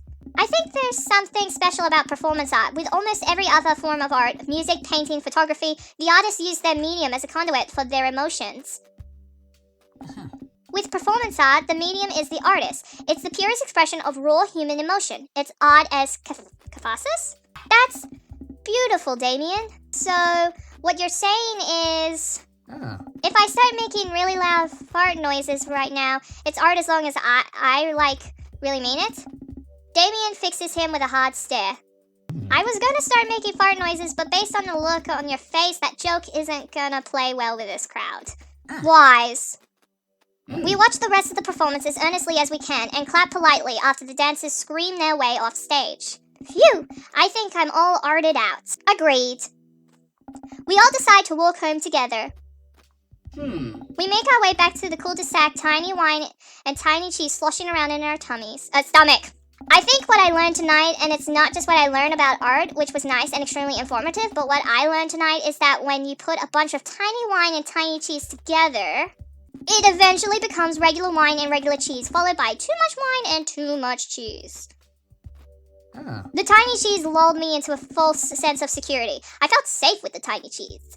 Wax wings too close to the sun. Cheese wings? Those would melt in the sun too, and I feel like it's more appropriate imagery. Plus, it'd be delicious. A nice... Emmentaler, possibly? I don't know if I'm pronouncing it right. Hey, if you guys were painters, what would you paint? I actually dabble in oils. I mostly paint landscapes. I'm not very good, but it's a nice way to pass the time. Oh. I think I would focus on personal portraits of people in unique professions. Like, for example, luchador. What's a luchador? I'm pronouncing it right? I'll research it later. I think I'd paint boats, seascapes, maybe some lighthouses, mostly boats. Really? Oh. Yeah, I'm surprised you're choosing boats in favor of a long history of religious imagery in artwork. What? Boats are cool. Oh. What about you, Edward? Food artistry, landscapes, or tasteful nudes of the artist?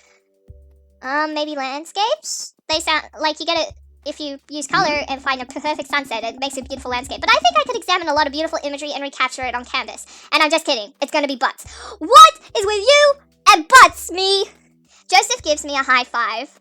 We finally get to the cul-de-sac. All right, boys. Good art. Good art. Agreed.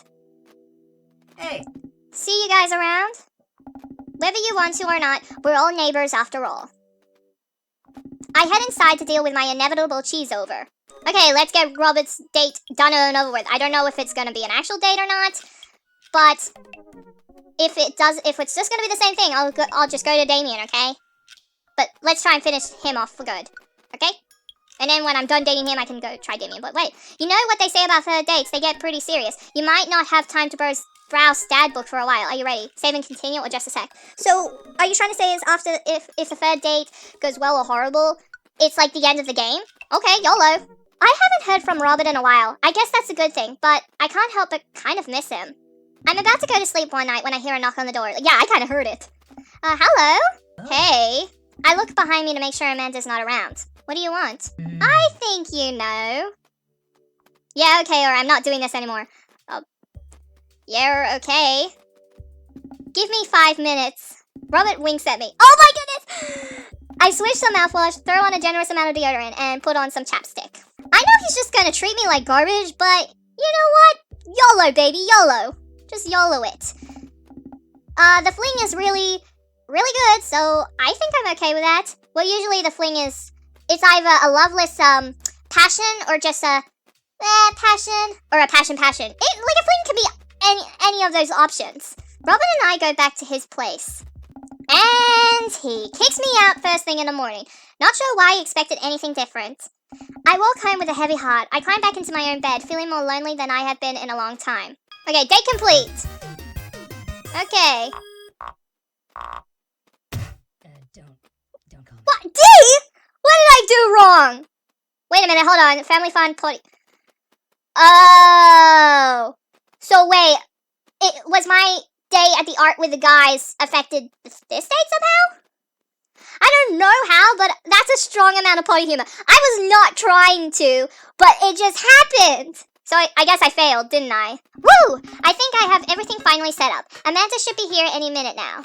I think that's her car in the driveway. Okay, gotta act natural. Be cool, Edward. Be cool.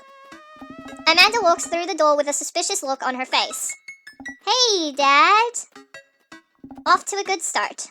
Something fishy? Rats! What? No, you asked too many questions, so sorry, sweetie, yes, pet. What? No?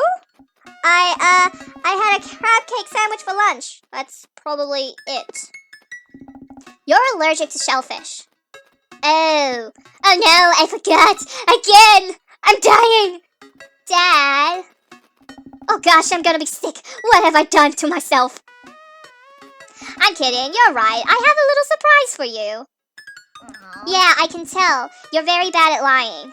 Amanda, my dear, would you care to join me in the kitchen? Father, it would fill my heart with glee. I'll lead Amanda over to the kitchen table where a present lies covered under a tablecloth. It's nothing special, but I wanted to get you a little something. You graduated high school last week, and I know you told me not to make a big deal about it, but... Oh, Dad, you... I dramatically whip the cloth off at the table. Amanda's jaw drops. Yeah. No way. I figure you probably won't be able to get cable in the dorm, so I thought it might be nice to take a piece of home with you. A DVD box set of long-haul paranormal ice road ghost truckers. This is all 19 seasons. 19 seasons? When will you get a life in other shows? No TV show could go that like 20 seasons. A bonus material including commentary with actual ghosts featured on the show. Dad, I love this. Thank you. She gives me a big hug. I'm glad you like it. Hey, you want to hang out with me in the backyard for a bit? Toss the old pigskin or something? What was I saying there? I'm sorry. But totally. I follow Amanda to the back door. What? Oh my goodness, it's all the dads. You told me not to make a big deal, but you seem to have forgotten that my entire mission in life is to make the big deal out of your accomplishments. So consider this your graduation party. Surprise! Dad, everyone's here. Well, yeah, everyone wanted to come and support you. Is that a mac and cheese bar? Sure is, fully customizable down to the type of mac. And there is an ice cream cake, the good kind with the crunchies in the middle. I don't know what to say. Don't say anything. Just go have fun with your pals, alright? I'm so proud of you, Amanda. Amanda smiles and runs to her friends. I should make the rounds and make sure everyone's having a good time. But first, mac and cheese. Edward! Oh, hey, Brian, it's been a while. But Brian, you made it! Ha! I don't pass up on good mac. What do you think of the party? It's not bad. Just not bad. Yeah, it's not bad. Don't let him bait you! Don't let him bait you! Thank you for the lovely compliment. Daisy trots up. Hi, Amanda's dad. Hey, Brian's daughter. See how that feels? This is a really great party. Thank you so much for inviting us. You're very welcome, tiny child who knows how to pay a compliment. Brian and I lock eyes. This isn't over. Hey, bro! Oh my goodness, bro! Craig! This is a real rager, taking our older age into consideration. Come to think of it, I have spent 0 time with him the entirety of the game. I'm trying to be in bed at a reasonable hour tonight. Don't let me get too wild. Oh, don't worry, dude. I'll keep an eye on your fruit punch intake. Haha. You know, I'm really glad we're bros again. Me too, dude. Yeah, come to think of it, I realized I haven't spent any time with Brian or Greg or Matt. I think those 3 dads I spent 0 time with. But wait, Briar and Hazel peek out behind Greg. Oh, are these his kids? Like, he did mention right at the very beginning of the game he had twins. Oh, little baby bear is so cute. The cute little nuggets are so happy. I just want to play, like, hold those little baby arm wish things. Hi, little ones. Hello. Hiya. Thank you for all that ice cream cake. Wait, girls, how much of that did you eat? Briar ate 4 pieces. Ask any witness. No, I didn't. Hazel ate 4 pieces and wants to pin it on me because we look alike. I have your face. Nobody will ever believe you. Oh, boy. I'll let you guys figure this out. Good seeing you, Greg. Let's hang soon, yeah? Totally. Tell Amanda congrats for us. Looks like you've settled into this neighborhood quite nicely. Yep, couldn't ask for a better cul-de-sac. Well, I'm glad. Hopefully we'll see you at more church events. We got a big schedule planned for the rest of the year. Sure thing, Joseph. And maybe if you aren't doing anything later, we could hang out sometime? Sure, Joseph, that'd be great. Well, see you later. Hugo comes up to me with a plate of mac and cheese. Hey. The perfect cheddar to mac ratio. Beautiful work, Edward. Thanks, Hugo. You know, I'm really pleased to see Amanda going to her dream school. I'm glad she turned it around for finals. Me too. That scholarship money will really help. Whoa, whoa, whoa, whoa, what just happened? Did I see Amanda go swing, like across the screen so quickly? But Amanda walks by and pretends not to Hugo. Amanda, come say hi to your old teacher. Hey! Congratulations on graduating. I know you're gonna do great things at art school. Yeah, thanks. I like that pew-pew sound. Amanda starts to back away.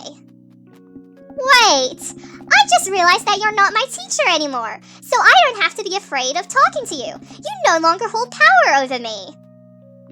Ah, you're right. Go forth, adult. I can no longer give you detention. Yeah, I'm gonna break anything I want, and there's nothing you can do about it.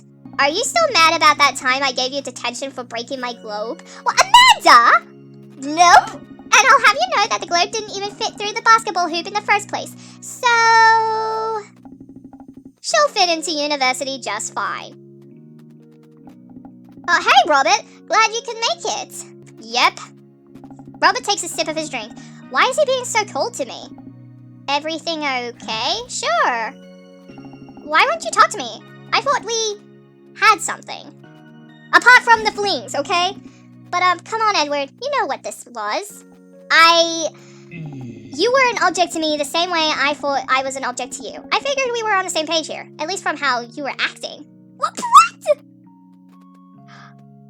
You see me as an object? How dare you? I'm a decent human being. I am not a pawn in this situation. But I don't want to be in this if there are feelings involved. I got too much to deal with as it is.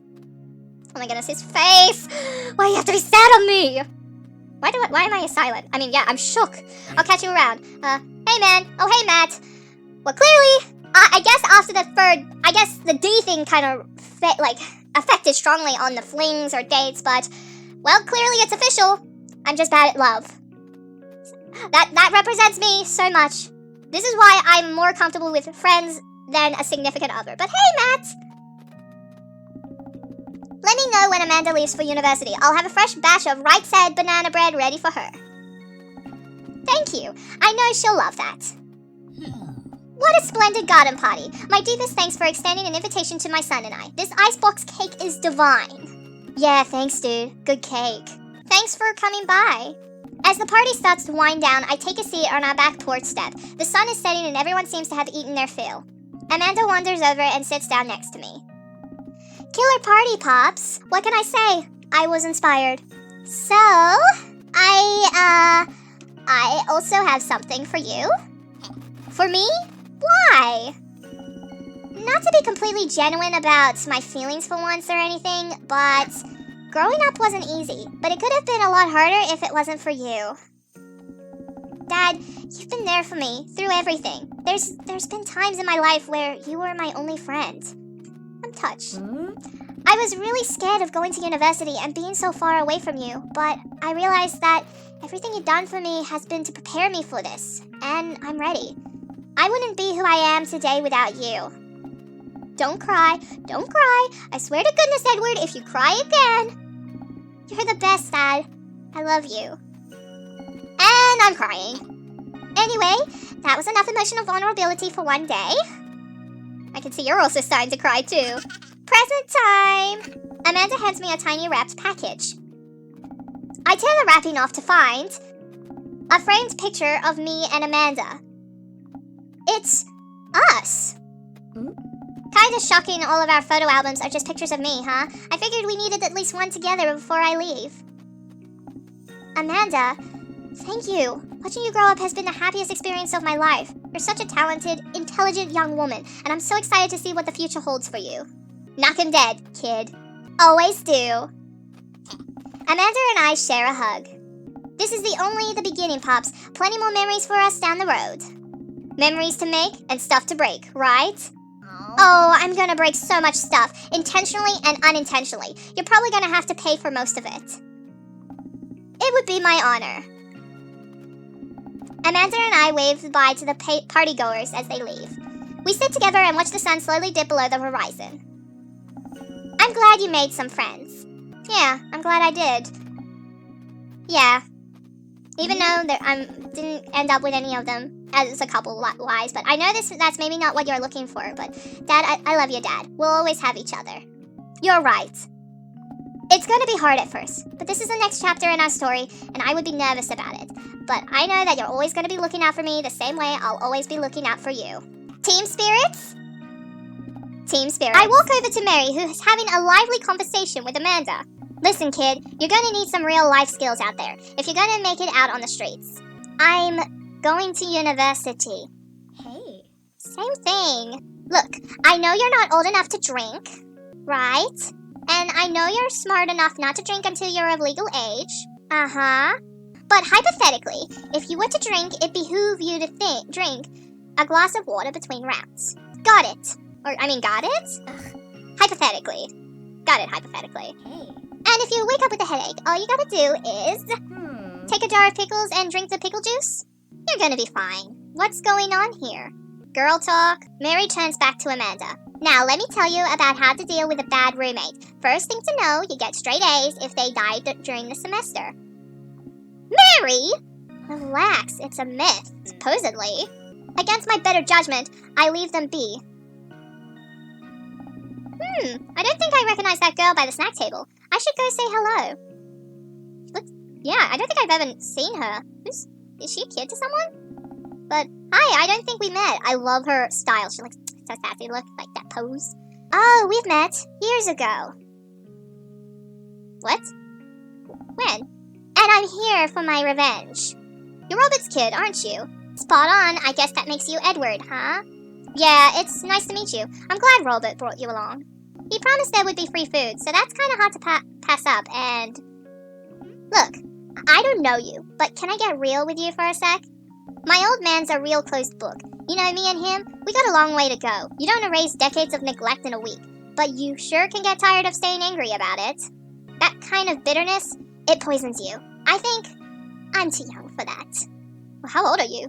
No way, you look like you're in your 20s. Anyway, lately he's been better.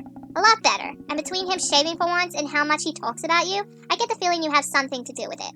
So, thanks. Robert means a lot to me. I'm glad he's getting better. Just keep an eye on him while I'm not around, okay? Or else. What? I'm kidding. Or am I? I don't know why I'm like this. I think it runs in the family. Amanda trots up to the conversation. Hey, I love your necklace and your hair. And just, geez, your whole vibe is cool. Thanks. I like your jacket. My girlfriend collects pins too. Oh, this is my daughter Amanda. Amanda, this is Robert's daughter Val. Nice meeting you. I heard you're a photographer. Aspiring photographer? I'm going to school for it. You take pictures? Yes, then you're a photographer. Welcome to the biz. Val hands Amanda a business card. If you're ever looking for internships, shoot me an email. Anyway, I need to go make friends with that woman over there who's dual-wielding wine glasses. Catch you later. Oh, she's talking about Mary. I mean, Val does look like she's in her 20s, and she could easily bond with Mary, but Val walks away. She's so cool. She gave me her business card. She touched my hand. Congrats, you just networked for the first time. I'm a regular business lady now. Quarterly projections. Stock market. Synergy? While you're making a fortune as a businesswoman, I gotta keep this party going. Catch you around, Pops. Amanda hops up. Looks like someone's been waiting to talk to you. I glance over at the back of the yard where Robert is sitting on a bench beneath our cherry blossom tree. He smiles at me. I'll leave you to it. Me and the Emmas are gonna go get ice cream. Oh, so did you kind of make up for the incident? Love ya, Pops. Amanda runs off to join her friends. I take a seat next to Robert as the last guests make their way out of the party. Oh my goodness, the quality is so beautiful. Hey. Oh my goodness, why are we so awkward? Robert gestures vaguely to the snack table. Good stuff. Yep. So, I had a chance to talk to Val. Hi. She physically threatened you. Yeah. That's my girl. She said you've been doing better. Trying to work on the vices. I also showered today. That's good to know. We sit in silence for a moment. You know, every day for me is a battle against my own self-destructive habits. All kind of like a depression, anxiety, and all that negative emotions. But lately it's gotten a little easier. Thanks for talking some sense into me. It's hard to get things through my thick skull sometimes, but what you said that night has actually helped. I'm glad. I like you, Edward. I like you a lot. I haven't felt this way about someone in a long time. Oh. I lean in and kiss him for a moment before he pulls away. So wait, just like a peck? He takes my hand in his. You're special to me. Oh, my heart right now. But I have some stuff I need to work on. Emotionally, before I can get into anything romantic with you. You deserve better than who I am right now. So I'm technically dad-zoned? Really? I need to be on my own for a bit. Figure some things out. So, we still don't end up together? I mean, like, you wanna distance yourself just...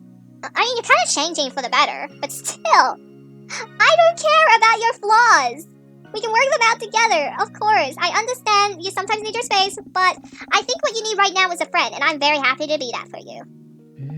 Thank you, that means a lot to me. Actually, I don't mind if we're not a couple. At least we're still buds. Close buds. Actually, this is also another good ending if I didn't mess up on the dates. But if you ever are ready for more than that, you know where to find me. Let's hunt ghosts sometime. Oh yeah, that's during one of his dates. I know you didn't see it in my original playthrough, but I would love that. I would put my hand on his shoulder and we watch the sun slowly dip below the horizon together. Oh! Couples goals! Well, we're not really a couple, we're just cute romance. Hey! Oh, that's a photo of Robert and the whiskey and his dog and his whittling.